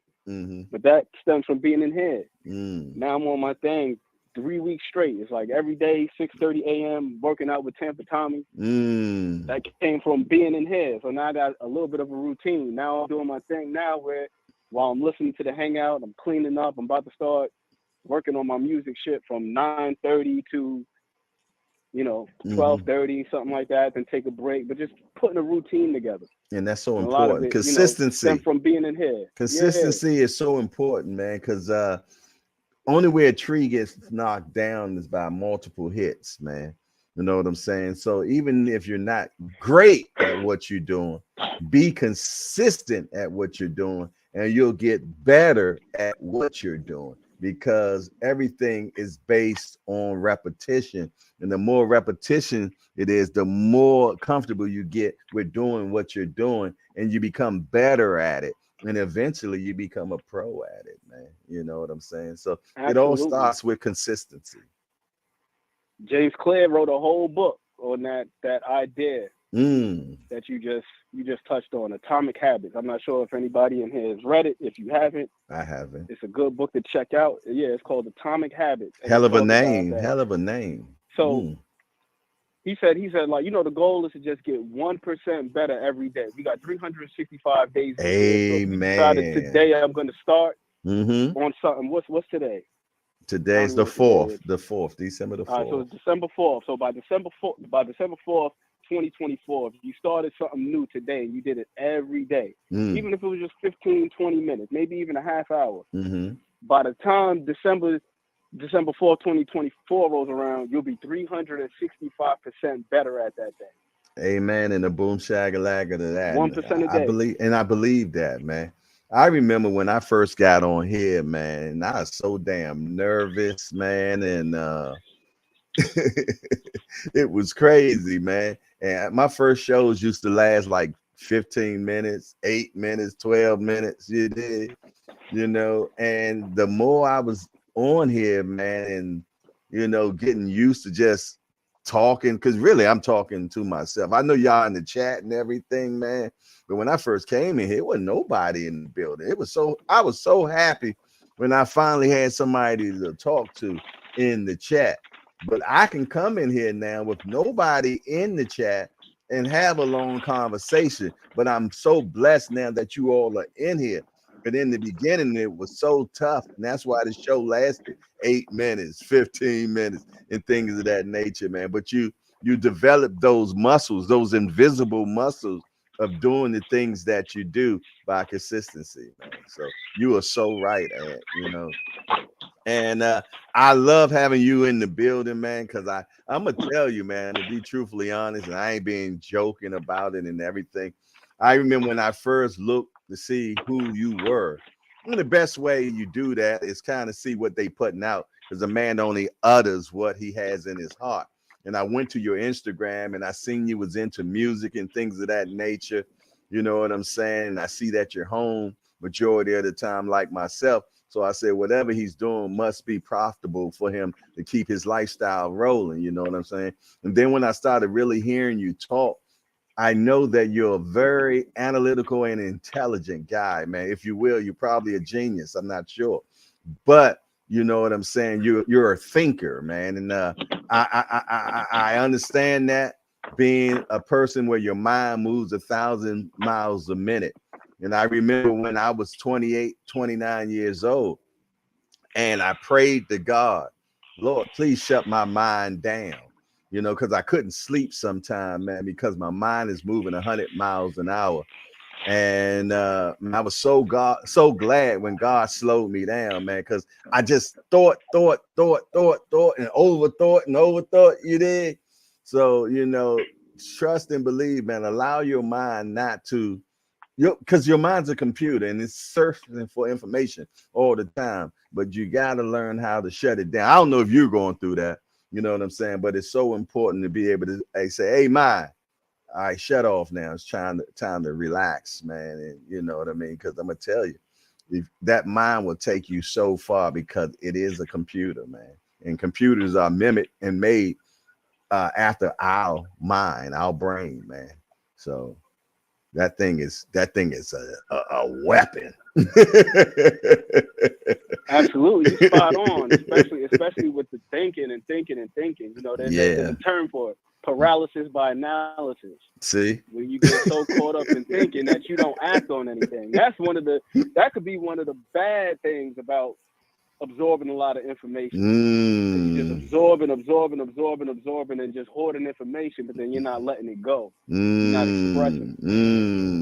You know, so you spot on with that. I just talk about my experiences, man. Shout out to my guy Nick. I just want to say one thing on what he said about Muhammad Ali. Yeah, there were some fights where he took some punishment, and there were some things that I feel like, from a technical standpoint, you know, he could have made fights a little bit easier on himself if he would have employed a guard a little bit, if he would have went to the body a little bit more. Because I remember watching a video with Roger Mayweather, and he was talking about the great trainers, and he was talking about like Jack Blackburn and Eddie Fudge and all them guys.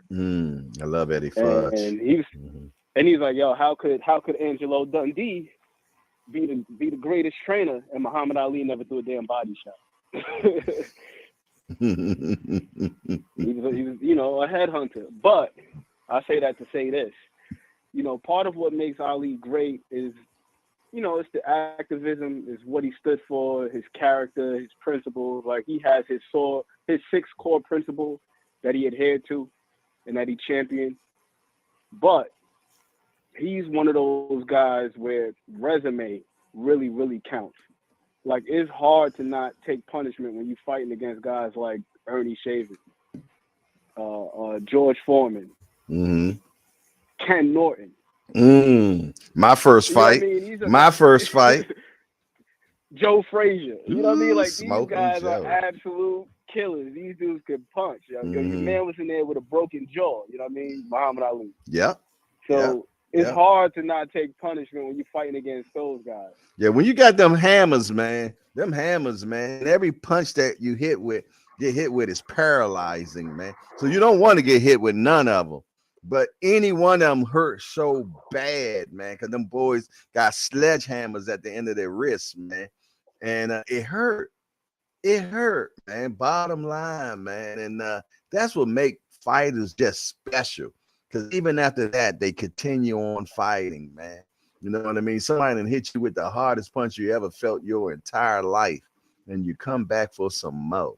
You dig? So I shot them out at the top of the mountains, man, that could continue on doing that day in, day and out, and then do it for free in sparring. You dig? Don't think these same guys ain't punching like that in sparring. They punching like that in sparring, man. And I'm trying to tell you, man, they said the reason why Ray Leonard didn't want to fight the Hawk, Aaron Pryor, because he done been in the ring with him in sparring. Yeah, and they say that boy was something, man, Aaron Pryor, man. Nobody wanted no smoke with him, man. Nobody. Sorry about that, man. I get the, you know. Oh, no. You was doing your thing. You spot on. I'm right there with you. And that's the one thing that we always have to take into consideration. Even if you're boxing well, it only takes one punch to change the complexion of the fight. You could be sticking, moving, this, that, third. All it takes is for that guy to time you with one shot, hit you in the liver, hit you on the chin. And all that moving and shit can go right out the window. Now you got to fight this guy. What happens when it turns into that? You know what I mean? When it turns into a fight. And I think that's another reason why Muhammad Ali's greatness is stated so often, because we knew the dude can box from the outside. He's up on his toes, fantastic footwork, great hand speed. But when all that boxing shit went out the window, he was a fighter at his core. Same thing with Sugar Ray Leonard. Sugar Ray Leonard could box from the outside, but once all that boxing went out the window, the dude was down to scrap. Down to scrap, man. Oh yeah. He was for the boogie woogie. Consideration too. Yeah. 15 rounds. These dudes was fighting 15 rounds. It's hard as hell to stay perfect for 15 rounds. And let me tell you, not take some sort of punishment. And you know who was a hell of a finisher, man? Even in the late rounds like that, Sugar Ray Leonard, man. Sugar Ray Leonard would stop you in round 15. You talking about determination and grit? Most people in the last round, man, just want to get out of it, man, and finish the fight, man. Nah, man, Ray going at it for every second of that last round, man, to get you out of there, man.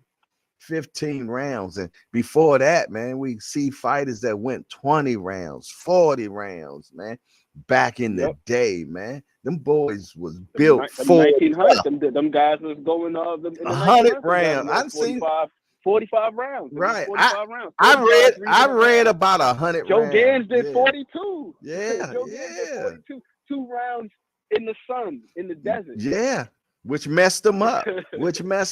Yeah. Hey, keep rolling for me for a quick second, man. I'm gonna go ahead and I gotta give Tanya Vandross Williams Jr. her shots on the bag, man. So I need you to rap for a little bit, man, while I knock this bag out. I owe a 10-piece from last night and the 3-piece. I don't want it to build up on me. I'll be at 100 in a minute for her, man. So I'm gonna go ahead and knock those out the way, man. But what do you think about that Bivol, Benavidez, Beterbiev? Which one you want to see? Either one. I think either one would be a fantastic fight. And why? I think either one. I mean, because both of them, I think both guys, they present a similar challenge to Bivol. Both of them guys are coming forward. Both of them guys are throwing punches. Both of those guys got power, and we know what Bivol is looking to do. He's looking to box and stay on the outside, do the little thing in the mid-range, move around, not take too much punishment. So I think, both of those guys present a similar challenge. I'm about to drop that 13 piece out right now on the bag, man. I'm going to hug that bag real quick, man, and drop this 13 piece for Tanya Vandross Williams Jr. Hold on, I got to take a look at this. You can take the station break. Make sure this thing ain't ready to come off. Oh, wait a minute. I don't want this thing to come off. Let me make sure we right.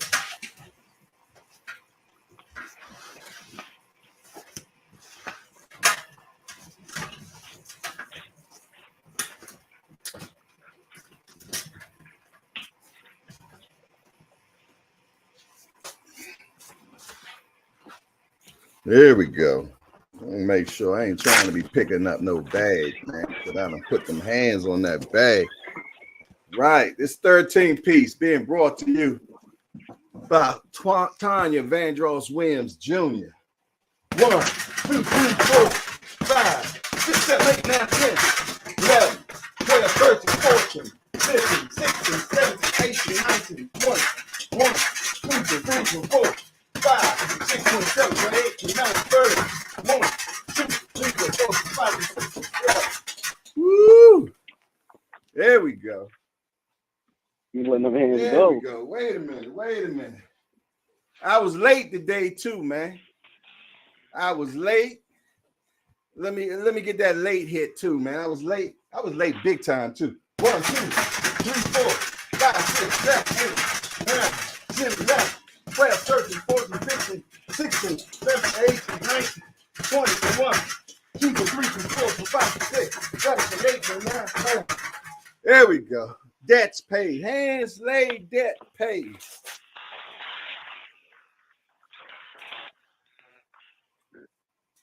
Yes, indeed. Hands laid, debt paid, man. Done deal. Let's get it. All righty, I'm back, man. What it do? So which one you prefer, Bivol or I take Bivol. Not Bivol. I mean Beterbiev or what's my guy's name? Benavidez. I take Benavidez. I mean, I take Beterbiev and Bivol for undisputed. I definitely want to see that. I think that makes sense. I think they should do that. Look to set that up.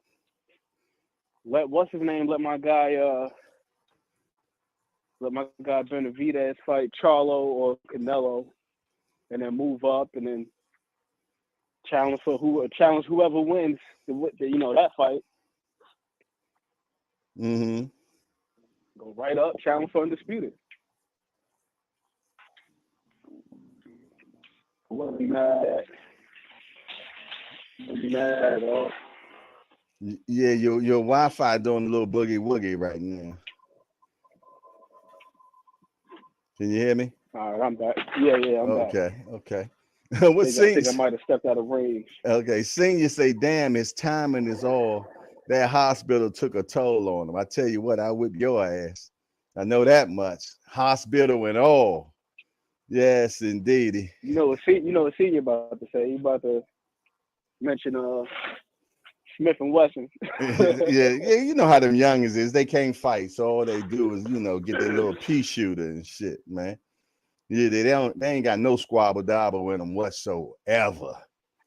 They get in the penitentiary, they become girlfriends, man, because they can't fight. Yeah. Let's talk. I think Senior got some shoulder roll in there somewhere. Yeah, just like Ryan. He ain't got none, Jack. I think ain't no way you could be over there at the Upton Gym with Coach Calvin and Coach Kenny. Man, let me tell you something. I've been to that gym 1,000 times. I have never seen that boy go in the gym and do any damn thing. Not hit a bag. All I see that boy is eat when he go in there, man. The boy don't do no workouts. Now he'll watch his son fight. His son done for way more. I ain't never seen that dude do anything. Anything. Not one time exercise-wise. Not at all. Only bag he probably done ever hit was a bag of smoke, man. That man don't get no work in. He can't get right. That's why you think he always talking about Smith and Weston. Man, get on out of here. That boy ain't got no squabble, man. That's because he's trying to conserve his energy. You know what I mean? Yeah, I'm glad you're trying to, you always look at the positive things and be very optimistic, man. But when it comes to senior, I gotta be pessimistic because it is what it is, man. No, Senior's my guy. He my guy too. I always advocate for Senior. Yeah, Cash Sports said he'll be in the penitentiary doing laundry.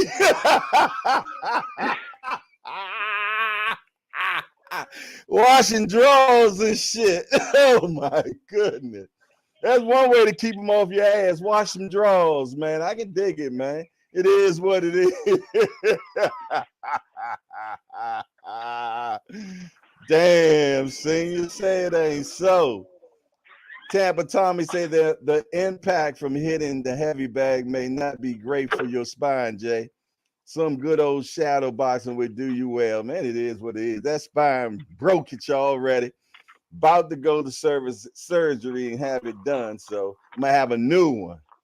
So it is what it is, man. I ain't gonna stop hitting. You about to have a bionic spine? Yeah, man. I'm about to get that fusion, man. So I'm gonna be good in a couple. RoboCop out here, man. Yeah, I'm gonna be down for 2 weeks, they say though. But it is what it is. The show gonna go. I'm gonna set it up. Oh yeah. I'm gonna set it up in the room or whatever we got to do, but the show will go on no matter what. You dig? For sure. You're gonna be doing the show while you're doing the surgery. Look, right. I'm gonna set up a speed bag and shit instead of a heavy bag while I'm in the room and shit. Woozy off the anesthesia and shit. Boy, Jay Hardcore, they about to put me under the knife.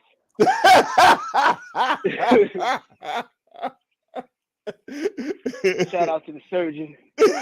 Boop bop bang. Be underneath that sauce, it'll be like bang boop bap. That's patty whack. Get that dog a bone. That gas be on your ass, boy. I'm telling you. They tell you to count back to 10 and you out, Jack. I forgot to ask all of the OGs on the panel last night, man, because I want to start doing some more.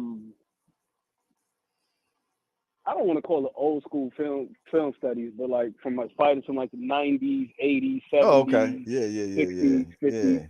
So I'm doing more of that stuff. That golden era. We were watching a lot of stuff. Yeah. Because one thing I noticed is doing a lot of those older film studies. I got tongue tied. Pardon me. A lot of those older film studies, they're not gonna hit you with the flag and stuff like that. But you can find them fights on various channels.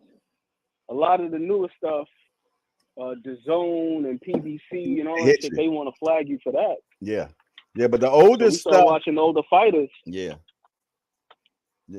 Nobody has no. Yeah, a lot of them don't have the ownership on it and shit. You dig? Yep. So it's not in their catalogs, And then there's some stuff that's set up for open where anybody can use it. I forgot what it's called. My cousin was telling me about it. He was like, "Yo, we can put this on." Exactly what you're talking about. It's a public domain. Okay. Once things go into public domain, it's the same thing with music too. Same thing with patents. It's like after X amount of years, it's pretty much open source, and anybody can use it. So we do stuff like that too, man. So it's kind of like how senior is open domain, huh? Yes, I everybody use it, huh? Hey, senior, man, you gotta do more better, man. Seriously, man. You gotta set an example, my brother, and I'm here for you. I'm definitely here for you. You dig, man, and I want you to get better, man, and you're gonna do better. I know you will, man. You're gonna get right. You ain't gonna always be can't get right. You're gonna get better, man. It's gonna be okay.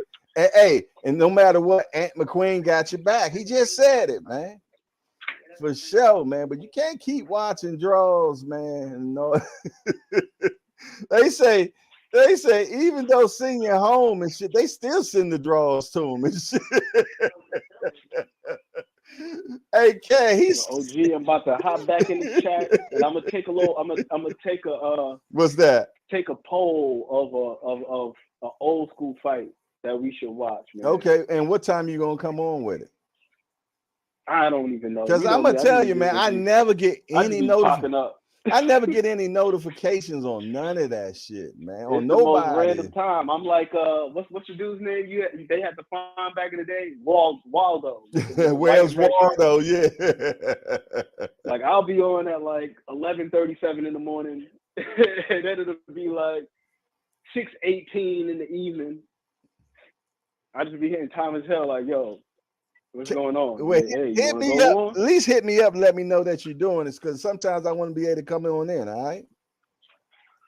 Oh, for sure. Appreciate that. So I'm gonna take a poll in the what's name? Well, not even a poll, but kind of like a census and see what we about to do. Okay, cool. See what we about to watch. I might start with this Oscar De La Hoya fight that my guy Tampa Tommy sent me the other day. Oscar De La Hoya versus Rafael Ruelas. See what that's hitting for. Tanya Vandross. I know somebody else. They have a burning desire. It might be a burning desire. It's that time. Tanya Vandross Williams Jr. says senior lollipop. I don't even understand that one, but I'm gonna let it go. But Tanya Vandross Williams Jr., I appreciate your support. I hope you was in here when I just hit that bag for you just now. But talk to me quick. Let me know if you've seen it or not, because I do a redo. Yeah. I do a redo, man. It only benefits me. You better believe it. But yeah. What else y'all got going on? We're about to roll down to the last few minutes of the show.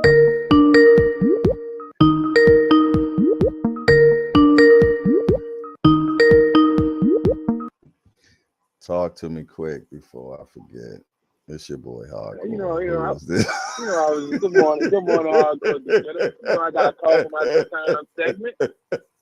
It's my slide in the show now.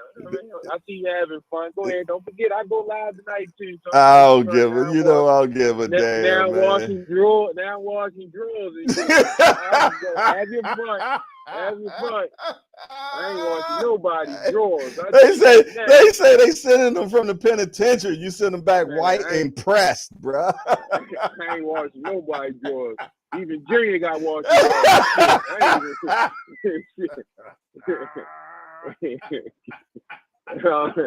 I'm gonna let you have it though. Just don't tonight too.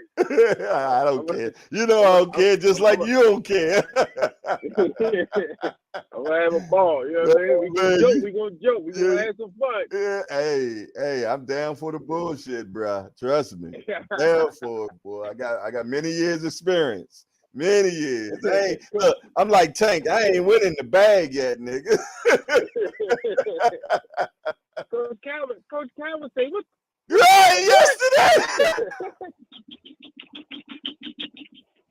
Oh, spell out, man. What's going on, though, man? You sick, boy. You sick. Man, I just like to have fun. What's going on in the world, man? I just like to have fun and laugh while I'm doing it. Hey, man, I don't be tripping, man. You know. It's all fun. What you think, man? What's that? Oh, that's it. What you think, man? You think we're going to get this Rolly Ryan? Rolly Ryan. I think it's possible as hell. But from what I understand, don't Rolly got to defend that belt first with his mandatory, and they done made it mandatory that he do fight somebody, which is Oscar De La Hoya's boy. Because Oscar and them petition for it. And from what I understand, that WBA has proved it. And Rolly was saying that he had an injury, and they asked Rolly to prove his injury. Now, I haven't heard anything else since then, but I think if he do fight, he got to fight the WBA mandatory first before he fight anybody. Now, you know, it's always can be some money slipped towards the WBA and shit. And next thing you know, that was gonna be my next question, because what you think that might could be that has the potential of being a big money fight, because Roller's gonna sell it. Oh yeah, and Ryan ain't no slouch, so he gonna talk his shit too. Yeah, but after we seen him in that Tubi version of the Philly show, man. That shit look horrible. Man. My thing is, I know Derek James and started telling him he need to use the Philly shell. I know that ain't Derek shit, man.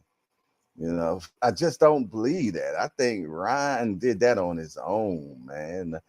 You know, I just can't see Derek saying, you know what, you should use the Philly shell. But you know, he was turning too much. He was turning too much. You know what I mean? Like. And that goes to say, like, is Ryan the same Ryan? He done had 20 different coaches in 20 different ways, and regardless of what, he still returning, doing his own thing when he get in the ring. Great point. So, because my question to you is, have we seen progress out of Ryan? I seen no different Ryan than I seen the other day. I can say that. I can say he was a little bit more patient. He wasn't jumping the gun, you know. So I seen more patience. That's it. That's all I seen. You know, and getting hit by Tank will give you to be a little bit more camera shy. You know. Yeah, without a doubt, man. I can't wait till the youngster get back in the ring, man. Man, did you get a chance to see that car up close yet?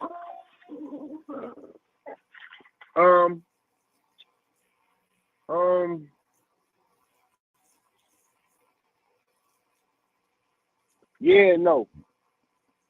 Okay. He had it in Vegas. He had it in Vegas. Mm-hmm. He had it in Vegas when we was in Vegas. But I ain't get up. I was up on it, but I ain't really like, you know what I mean? Is that the same car? Because I done looked at a few pictures. He done had two different. This one looked different. The one of them got a red interior and one got a black and blue interior that I done seen them in.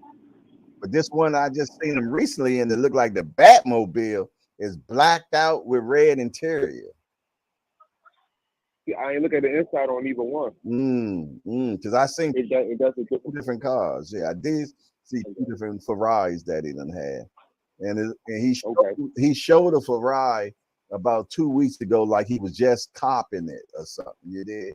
He was showing it to us for his first time, and I compared it to you. Hey, I'm a car guy, so I can compare it to some of the other cars that Ferraris he had. And this one totally different. The wing in the back. The car just mean, man. The shit look like it raw and shit, man. For sure. Just Do Boxing said. Oh, let me read something. Just Do Boxing said. He said Derek James told him to stop doing the dollar store version of the Philly shell. He told him he's no Floyd Mayweather. Good. Yeah. So it shows right there that was Ryan shit. That wasn't Derek. That's shit. What I'm saying. Yeah. He's back there still being Ryan doing his own thing. Crazy. You're not listening to your coaches, you know what I mean? Because that was giving him good instructions. And he was surprised when he did do what Derek told him to do about using his feet to create space to be able to make the Duarte open up more and shit, you know what I'm saying? And when he did, bam, there it is. You know. Hey, he live and die by that left hook, man. He live and die. Hey, he live and die by that left hook. Yeah, so like Tank said, what else you got besides that left hook? If I take that away from you, what you got? And that's a statement from Mayweather. Mayweather used to always say, when I take your best weapon away from you, then what you gonna do? Well, my question is, without that left hook, where's Ryan? Just basics. He still got speed. He still got speed. Yeah, he's fast. He's definitely fast. But like, Tank said, man, I thought he was fast. I thought he was fast. He's slow for real. Yeah, Tank did say that. He said he didn't see the speed. I mean? So you got he looked fast, but Tank got this shit so slowed down. That's what Mr. Bernard was saying. Like Tank got this shit so slowed down. It's crazy. And his punch power makes you hesitant. You know what I'm saying? A nigga punching like crazy, man. You ain't gonna be just out there just being willy-nilly. And that's what Ryan started doing, and he ended up doing the same thing 3 times against Tank, and destruction came. You did.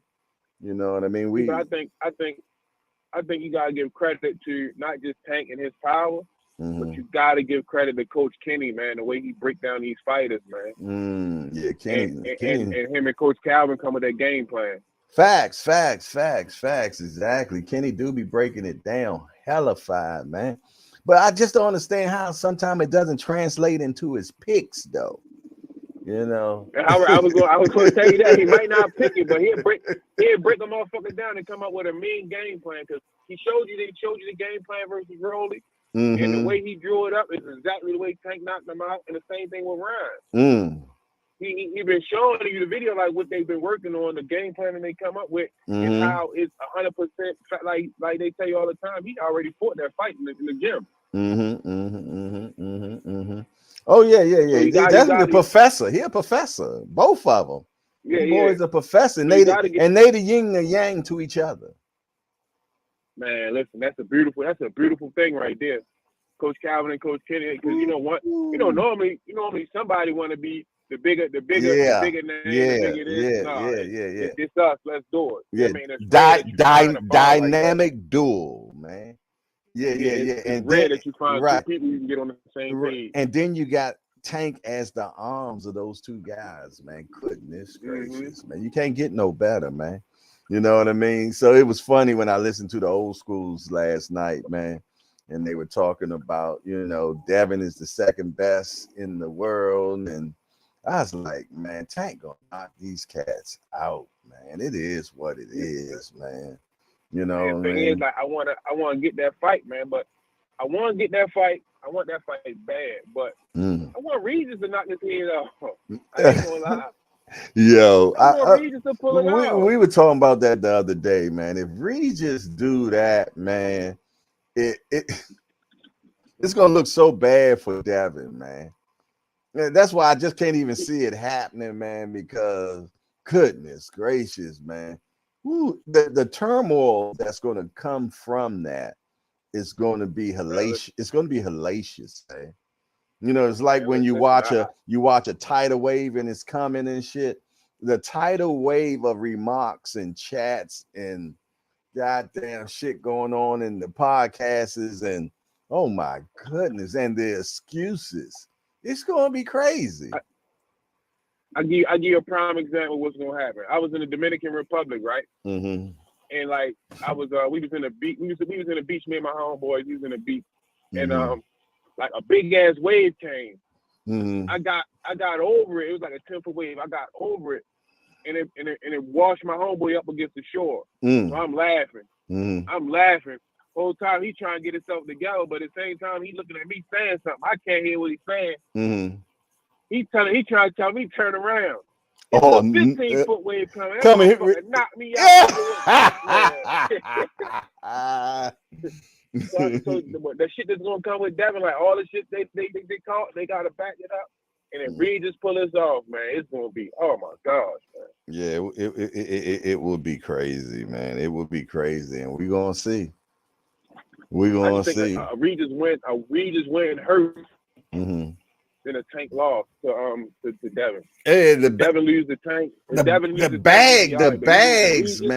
bags, man. Ooh, they get deflated, man.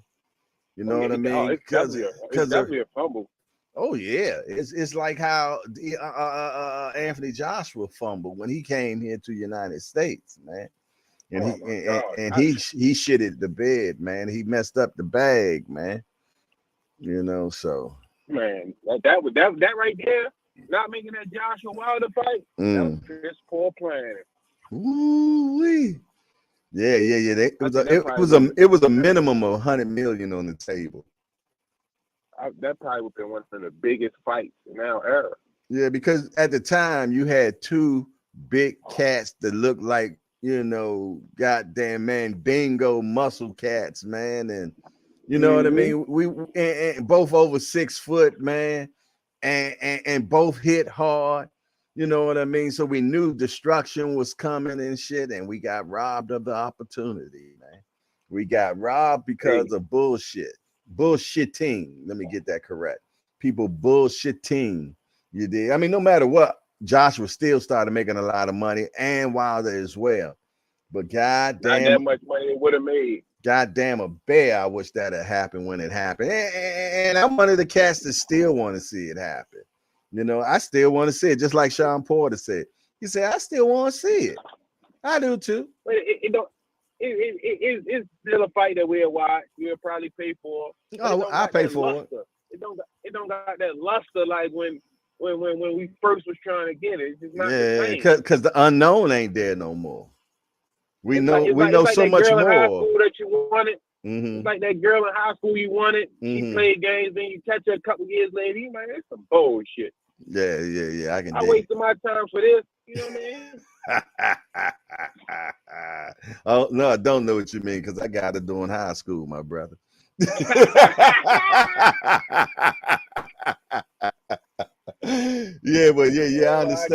understand for sure, man. And we missed that opportunity because style make fights, man. And we just seen that both of them was just going to say, hey, Hardcore, I'm switching my bet this weekend. Going with Regis, not betting my money with clowns, Timothy Bradley. He's going with Haney. Hey, I'm not betting either. I'm not betting on this fight. I want Regis to win the fight, but my boxing eyes and mind tells me that Haney is the better boxer.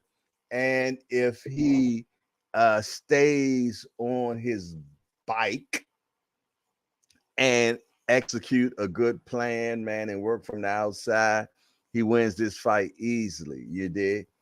But you think Regis can catch him and slow him down? Man, like they said last night, man, Regis need to run up on his ass, man, and just start throwing punches, man. Yes, indeed. He tried to tattoo his ass, man, and give him no space. I'm gonna tell you, I ain't giving him no space, man. Every time I get his ass in the corner, man, let me tell you, something be like the Tasmanian devil on his ass. I'm throwing so many punches, Jack, from all angles. I just hope that Regis is heavily conditioned. You dig? You know what I mean? So he can, be able to do whatever he needs to do to pin Devin, man, because it's going to be hard. He gonna have to put that J hardcore boxing news bang on his ass. Yeah, put it on him, man. I swear, because if not, man, he gonna make it too easy for Devin, man. You can't follow him for one. You gotta cut that ring off, man. You gotta cut that ring off. That's gonna be so important, man. And you're gonna have to use your jab. And Regis has a good jab, even though he got T-Rex arms. He got a good jab, man, but he's just going to have to utilize it, man, and then come in off of that jab, man. Everything starts with the jab, man. And hey, I can't wait. I guess because of the promotions is doing what it's supposed to. It got me saying, but damn, he got a chance. You did. He talking that shit. Yeah, Reed is talking that shit. But top prank got to go, man, because they don't do no promotion. Nah, they don't care, man. They don't care, man. They should be called Snatch Productions, man, because them motherfuckers is taking money right now. They snatching that money right now, man. Yeah. They snatching it, man. No promotion. I like this Regis Haney fight though. I like this Regis Haney fight. I'm trying to pick without my feelings. Right. Remo said Regis should body slam his ass off a clinch.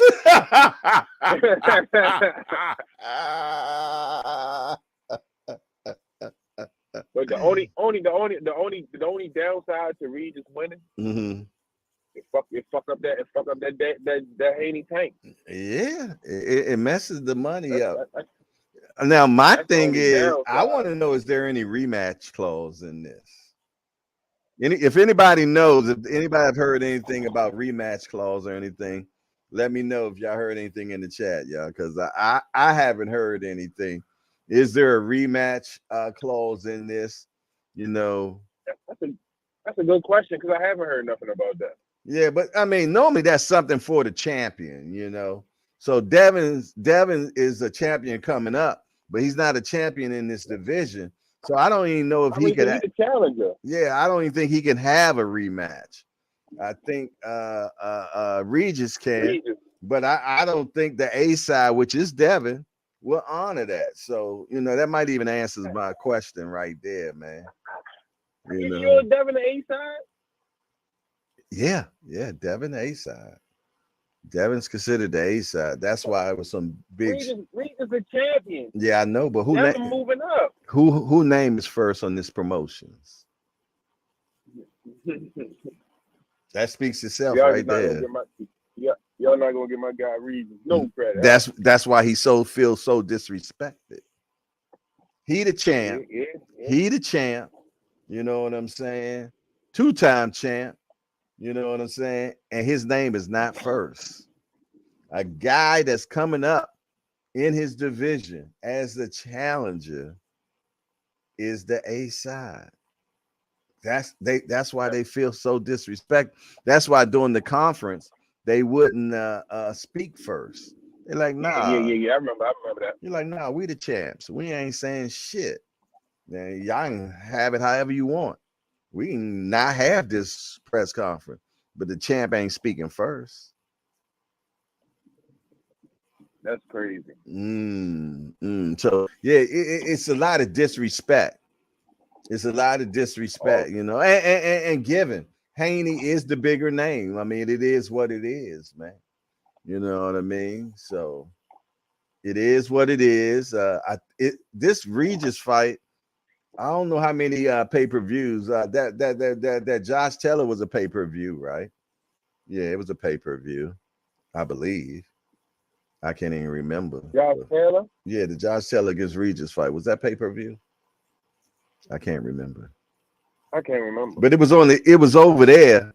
So it probably wasn't pay-per-view for us because of the timing. So we probably watched that fight free. Well, it would have been a DAZN fight, so you had to have DAZN probably to watch it, if I'm not mistaken. So there you have it, man. But yeah, what's that? That DAZN, man. That last card they had, it was all right. What do you think about Floyd Schofield? Schofield, man, I feel though that he's a talented young fella. I said it yesterday. I don't think he ever becomes champion of the world. You know what I'm saying? But I think he's going to be definitely, you know, and he's young. And I know people like, damn, Jay. I mean, shit. That's how you feel? I mean, get a man a chance. But that's just how I feel right now, man. I ain't going back and forth with nobody about it. But he's talented. He's talented. You know what I'm saying? But I want to see him fight Keyshawn. Y'all feel though he's good and strong? Fight Keyshawn right now, and give me that. Give me that. So you want to be off air for a week? Cause you ain't gonna be able to come on with Mr. Justice Theory if Floyd Kid Austin whoop on Keyshawn. You gonna have to go off air for a week. I ain't afraid of the big bad wolf, man. You did, but I personally think Keyshawn beats him. He's just a more talented fighter. He's more talented. You know what I'm saying? I mean, the kid's an Olympian, man. So he done seen all styles. And look who his trainer is, man. I just got to give it to Bomac, man. Bomac, man, got that. When I think of Bomac, man, I see that. I keep hearing that song. All I do is win, you know, win. And that's what they doing, man. They just keep winning. Bomac and the crew, man, should be a music group and shit. You dig? But yeah, man, all they do is win, man. So let me ask you this: do you think that these good trainers that we have get the recognition and credit that they deserve? Hell no, For the man. performance that they Hell put on? no. Calvin And and how do we Kenny. rectify and change that? Calvin and Kenny, man, should get trainer of the year, man. They didn't inherit a champion. They develop a champion, a person that is the face of boxing now, man. Let me tell you something. It's not easy to become the face of boxing because there's so much politics involved with that. You dig? But they grudged their way through, man. Yeah. Straight up out the mud, man. You did. They made this guy. They didn't inherit a champion like a lot of people do. They made this dude, man. And now he is called the face of boxing. Anything Tank say or do moves the meter in social media, man. Anything, man. Tank can say, you know what? I picked my nose today and it was a blue booger. Man, the topic that day is Tank. Gervonta Tank Davis pulls a blue bullet out of his nose. Is he a Martian? And that sounds stupid, you did, but it's just like that right now, man. Anything he does moves the meter, man, and he knows that. And he finally knows who he is. It ain't nothing like when a man finally knows who he is, and you walking in your purpose, and this is your purpose, man. It's a beautiful feeling. Because, come on. Everybody in here has had that question that asked themselves, what do I supposed to do in life? Is this what I'm supposed to do? Or is I'm doing this because I have to? But when you finally started doing the things that is you're passionate for and you'll do it for free and you love it, that's when you're walking in your purpose, man. You know what I mean? And you got to look at yourself and say, man, wow, okay, this feels good. I can't wait to do it tomorrow morning. I'm thinking about it all night long. Wow, this, that. Oh, and you're going to pay me to do it too? You're going to pay me to do what I love? That's when you're walking in your purpose, man. And Tank's there. Tank finally knows who he is. And not to say that he did, but he believes it and he's confident in it. He's walking in it now. In Tank mind, can't a goddamn person in this world whip him. Nobody. That's how he feel, man. And that's how these boxers, man, that's on top of the world feel, man. You can't beat me. I don't care if you're 200 pounds. Tank think he can whoop you. Simple as that. And Shakur and Devin, all of them feel the same way. That's how I feel about the podcast. Like. Okay, bet. Exactly, man. Exactly. Enjoy this shit. Yeah, you enjoy. Same here, man. I enjoy this shit, man. And I think about it all day long, man. It's on my mind. It's about that girl. It's like that girl, man, you always wanted, like you talking about senior. You did, No. Yeah. That's what podcast is for me, man. I love it. Yeah. Talking about boxing. I get to talk shit and have fun and got people listening. Man, that's it. That's my alley. Man, I get to talk talking shit for free all my life. I love being able to talk about boxing, man. You know what I'm saying? So it's an enjoyment for me, man. And then to find like-minded people that feel the same damn way, man, that just want to talk about the beautiful sport we love called boxing. I'm all right with that.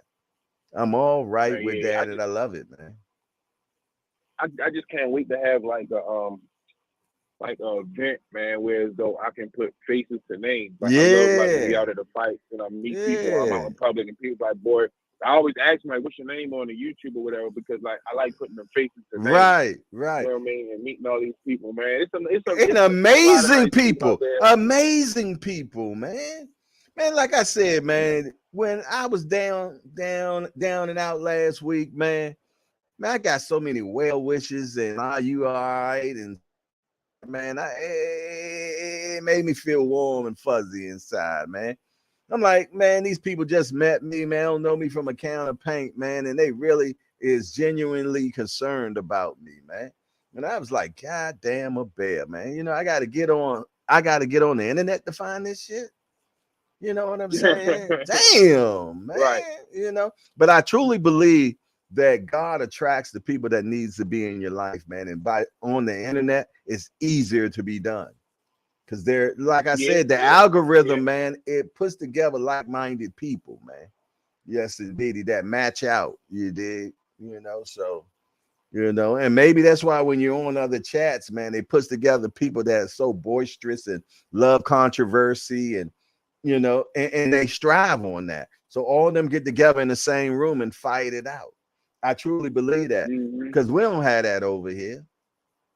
We don't have that over here, and we don't get a flood of them coming in here. We might get one trickle in here, simple that he trips over into the hangout.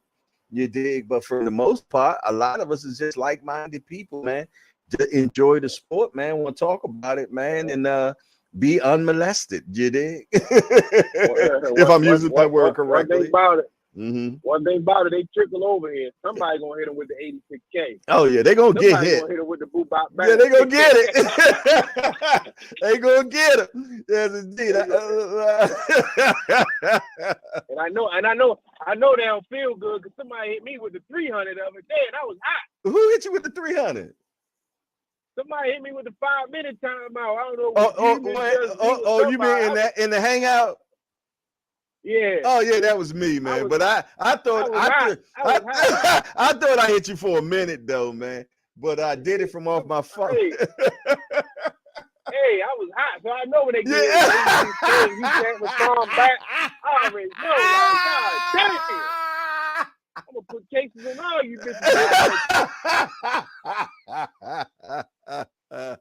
Yeah, nobody, but yeah, I know they feel some type. Oh, man, that 86K, the first time I ever seen it, I seen it happen at the Rise, man. And I'm about crying in there, man. They hit a motherfucker with an 86. I think it was a Raina.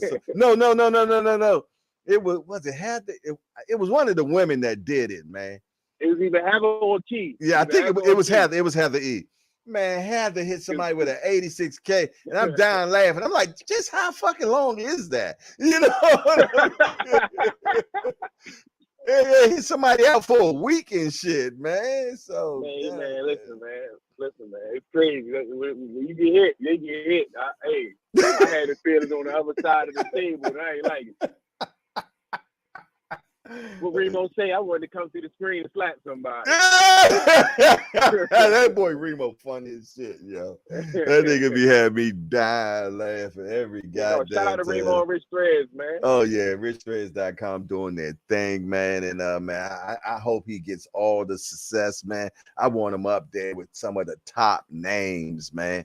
I want to see his shit on all the runways, and yeah, he embracing the urban culture so amazingly and shit, man, without being outrageous, man. Because this is some outrageous shit out there. You know what I'm saying? So I'm glad he ain't on that bullshit. You know what I'm saying? So yeah, I support the youngster, man. I want to see him go all the way because I love fashion, man, and he fashionistic, man. So he putting it on, he putting it down, man. He dressing folks, man, and that's what's up, man. So shout out to richthread.com. I might have to work on something. Mm-hmm. I might have to work on something. You know how Four Corners boxers give us a fight fit, do our fight fit. Might have to, like, you know, when we do the weigh-in on the press conference, get a Rich Thread. So, you know what I mean? When they get up there, they see it. You know what I mean? Yeah. No doubt. And so I was thinking, yeah, he had Damari stuff on, didn't he? No. You gotta pay attention to Coach Calvin. He's strategic. You didn't see that he had all his fighters on? Oh no. Remember, I was in the hospital that night, man, so I didn't get to see. Oh yeah. So he had the jumpsuit on with all his fighters' logos on there. The Rise Podcast, Juniors, Demars, like old thugs, man. All his fighters he had on his jumpsuit right there. Nice, man. And you know, I was thinking yesterday, man, we need to.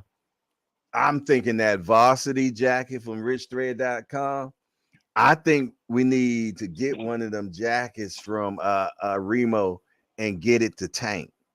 You know what I'm saying? If we can get Tank wearing Remo shit, man, it's over, man. Listen, all they gotta do is let me know. Like, I remember when we was in when we was in New York for the press conference. somebody sent Tank a big ass, like, I had to go get it. It was like, all you gotta do is just, I gotta see what size he wanted. And then just, you know what I mean? Yeah, he probably a small medium. Yeah. We need to do that, man. Because if we can get Tank wearing Remo stuff, man, it's over, man. You know, and I was thinking about that yesterday, heavy. I was like, that varsity jacket, because Tank puts it on, man. You know what I mean? So we get Tank, you know, because it's nice too. We get Tank to put that jacket on, man, and all he got to do is wear it anywhere in any of his pitches, man. Hey, it's on. God. It's on. It's on. I need my if I do the transfer, I need my residuals. Yeah, you ain't getting shit. You ain't getting shit. Let God bless your ass, nigga.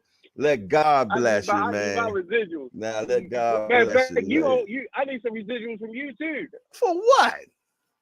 You said it just hit 1 million views, right? I don't give a damn. You better let God bless you. Hey, let me tell you something. God can bless you way better than I can, Jack. Yes, indeed. Because from me, you ain't getting shit. I told you, thank you now. You dig? Other than that, man, you can hang it up, Jack. God damn it. You shouldn't have sent it to me if you don't want me to use it.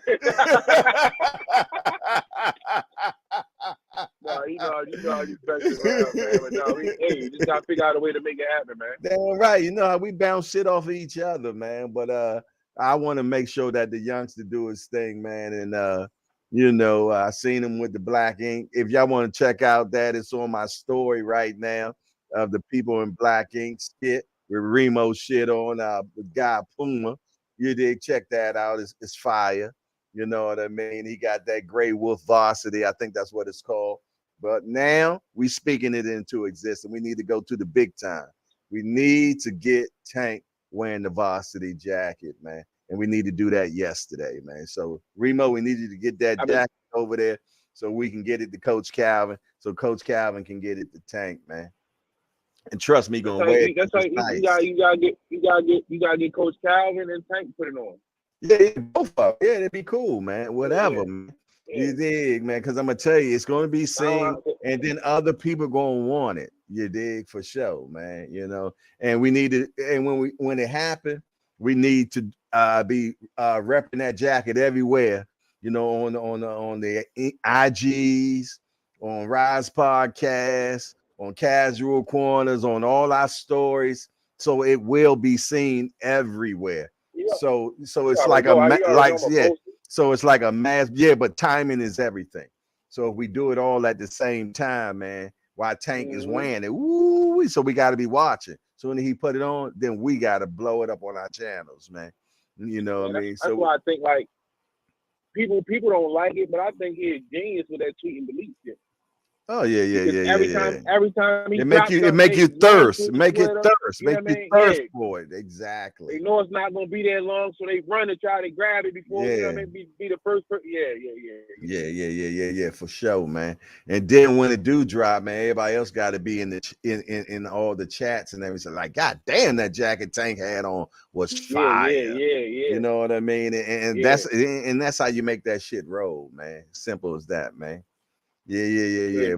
They definitely gonna want to know where it came from. Right. And then there's a designer, a black designer from New York. Come on, man. Yes, indeed. That's that Gordon Gartrell. You remember that?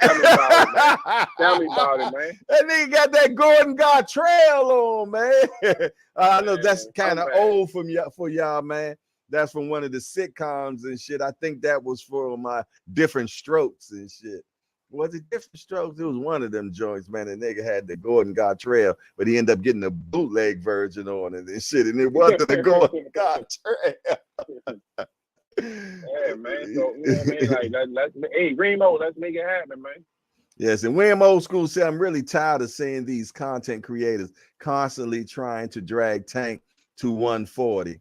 Knowing damn good and well that Tank ain't leaving 135. Eventually he will. D for the win. That's right. The Cosby Show. It was the Cosby Show. That's why I love the chat, man. You always get, shit right. You dig when you're in the chat, man. Yeah, the Cosby Show, man. He had that Gordon Gartrell on, man. And that shit was funny as hell. if you don't know, the chat definitely gonna tell you. Oh yeah, get you correct. They're gonna get you correct. Yeah. And Tank will go. And Tank will go to 140 when he's ready. When he finished what he got to do at 35. But I mean, right now, Tank looking teeny to me. He ain't blowing up in between camps and everything. He's staying, working out. That's how I know that he didn't realize who he is, man.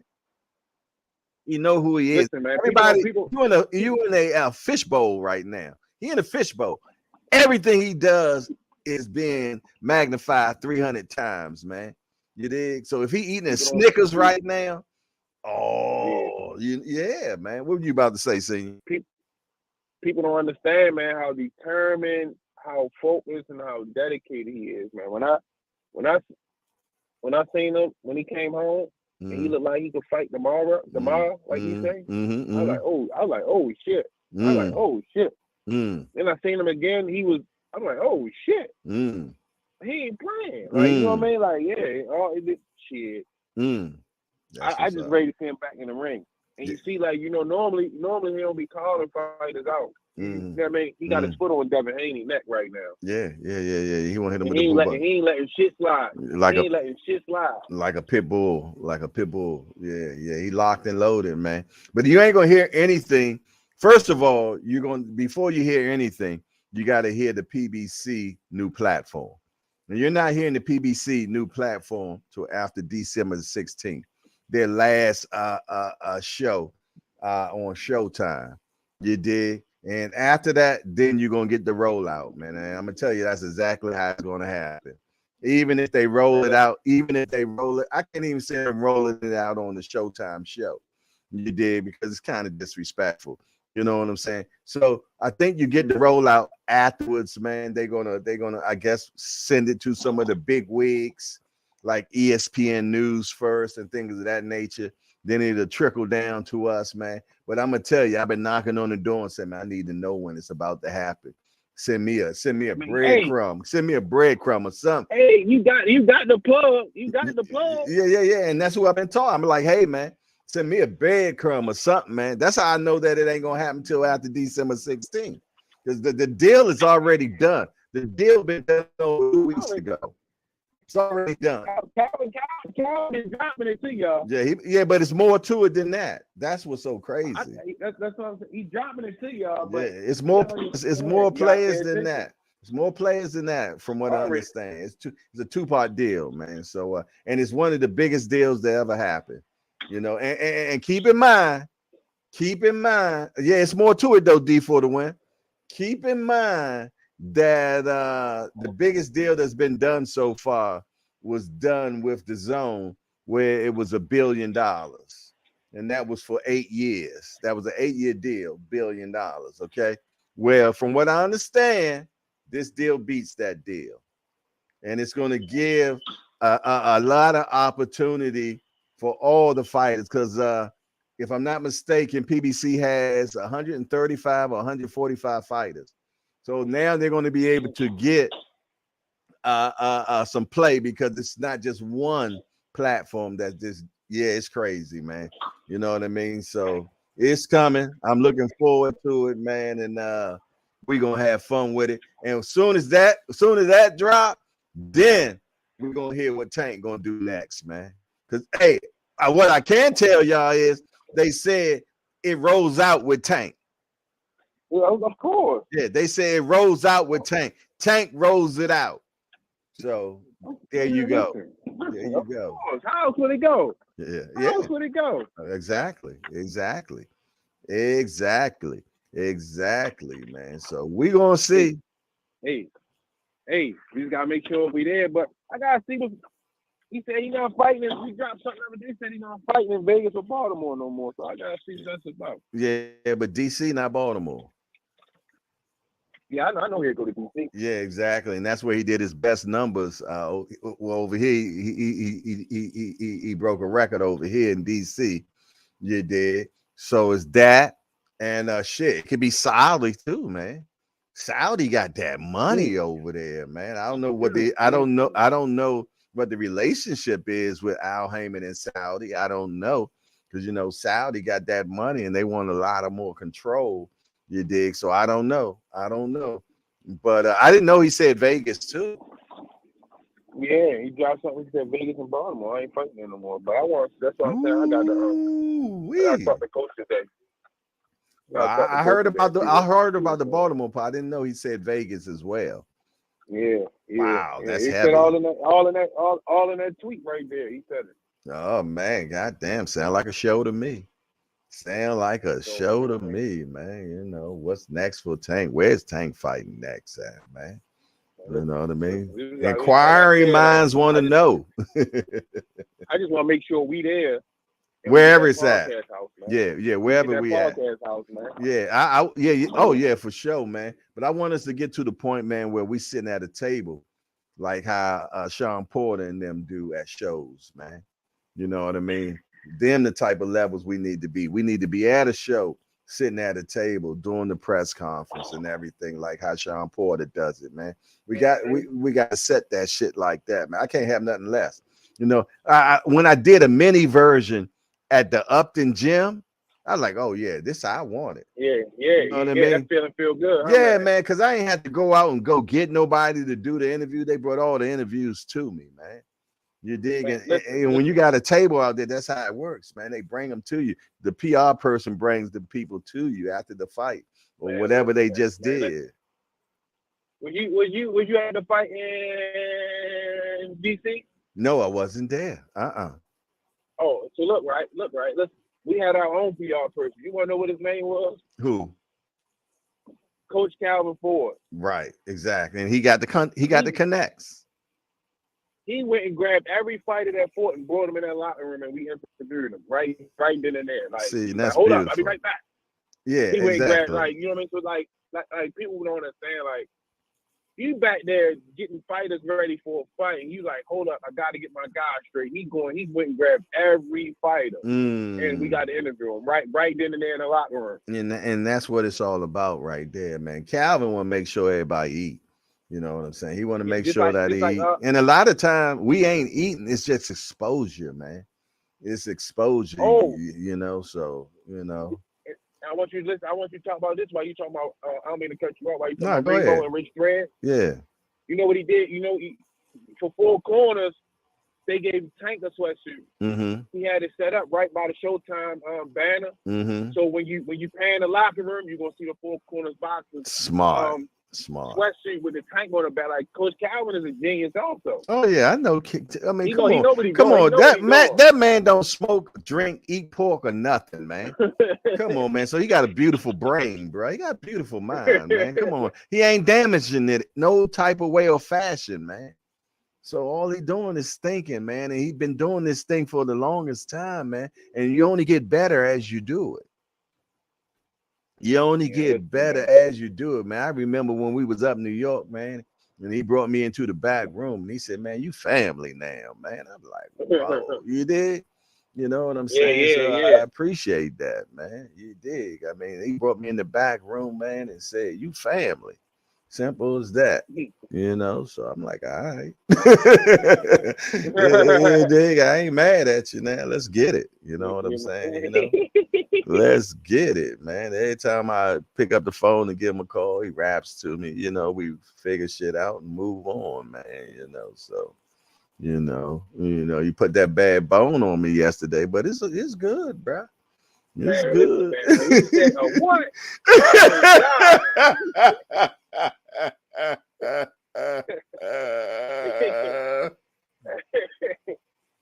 He wasn't ready for that one at all. No, you know, he just having fun, man. Cutting up, you know what I mean? Entertaining the people, man. That's how I look at it. I can't wait till the end of the year, man, and we find out what's everything that's going down, and it rolls out. Hey, I'm gonna tell you something that was told me. They said this deal shuts everybody out, shuts everybody down. But like it already, like, you know what else he said? You know what else he said? He said the big homie happy. You know who the big homie is, right? Yeah. He said the big homie happy. He's smiling. He walking around here happy. He said the big homie happy.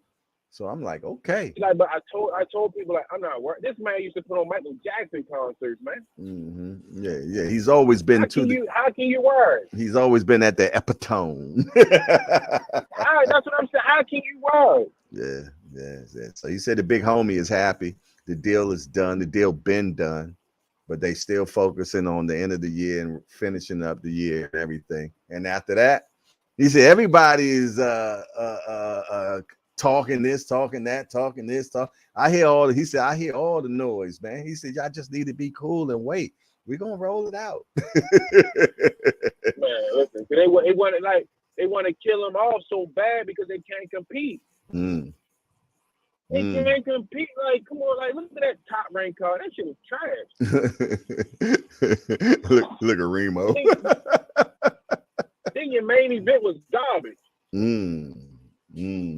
Come on, man.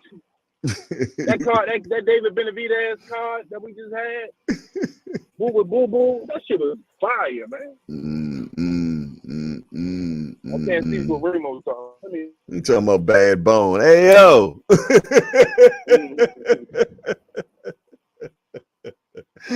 The goddamn Paul's president and shit.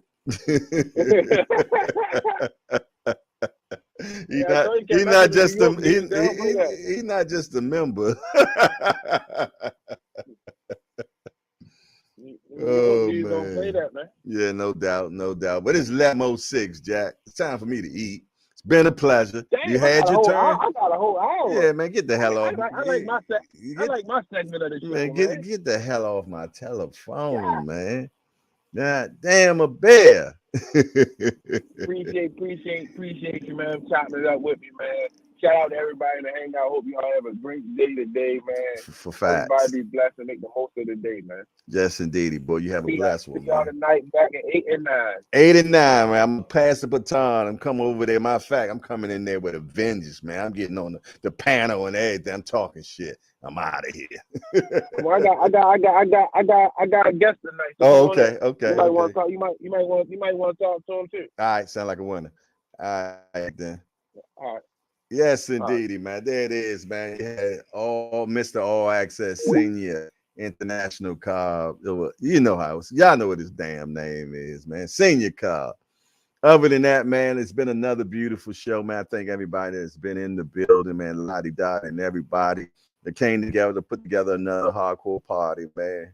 We do it every morning. We do it every evening, 8 in the morning, 8 in the evening, man. You start with us, you're in with us, man. And I appreciate everybody that does this, man, to make it what it is. Matter of fact, let's do a check to see where we at with the subscribers. We at 9,540. We at 9,540. That means we need 460 more by 8 o'clock, man. We need 460 more by 8 o'clock, man. Yeah, I know that's a crazy number, man. If we get 460 subscribers by 8 o'clock, that would be crazy. That would be cold crazy, man. But anything is possible. God is good, man. Even if it doesn't happen, God is good. You dig? But I tell you what, by tomorrow, we be at 10,000. Yeah. By tomorrow, we be at 10,000. We might have to have a 10,000 celebration, though. Yeah. We may have to have a 10,000 celebration tomorrow, man. For sure. The 8 o'clock tomorrow morning show will be 10,000 show, man. Yes, indeed. Speaking it into existence. We're gonna celebrate 10,000 subscribers tomorrow morning. Yeah. I'm talking 460 subscribers by tomorrow. You did. Yes, indeed. And it's gonna happen, man. Just Do Boxing said, well, hold on. Before Just Do, it was William Old School. He said, good to have you back, Jay. It feels good to be back, William Old School. And I appreciate you just being there for me and calling me and everything. In fact, I need to call you back because I missed your last call and shit. So I'll holler back at you without a doubt. Just Do Boxing say another dope bill. Great show. I appreciate that. Hearing that from you, Just Do, man, because you've been doing this thing, man. So you know what a good show is, man. So I appreciate that, brother. Salute to you, man. Remo said, welcome back, Principal J. Appreciate that, my guy. But yes, indeed, man, it was definitely another beautiful show, man. Want to thank everybody that contributed to the show, man.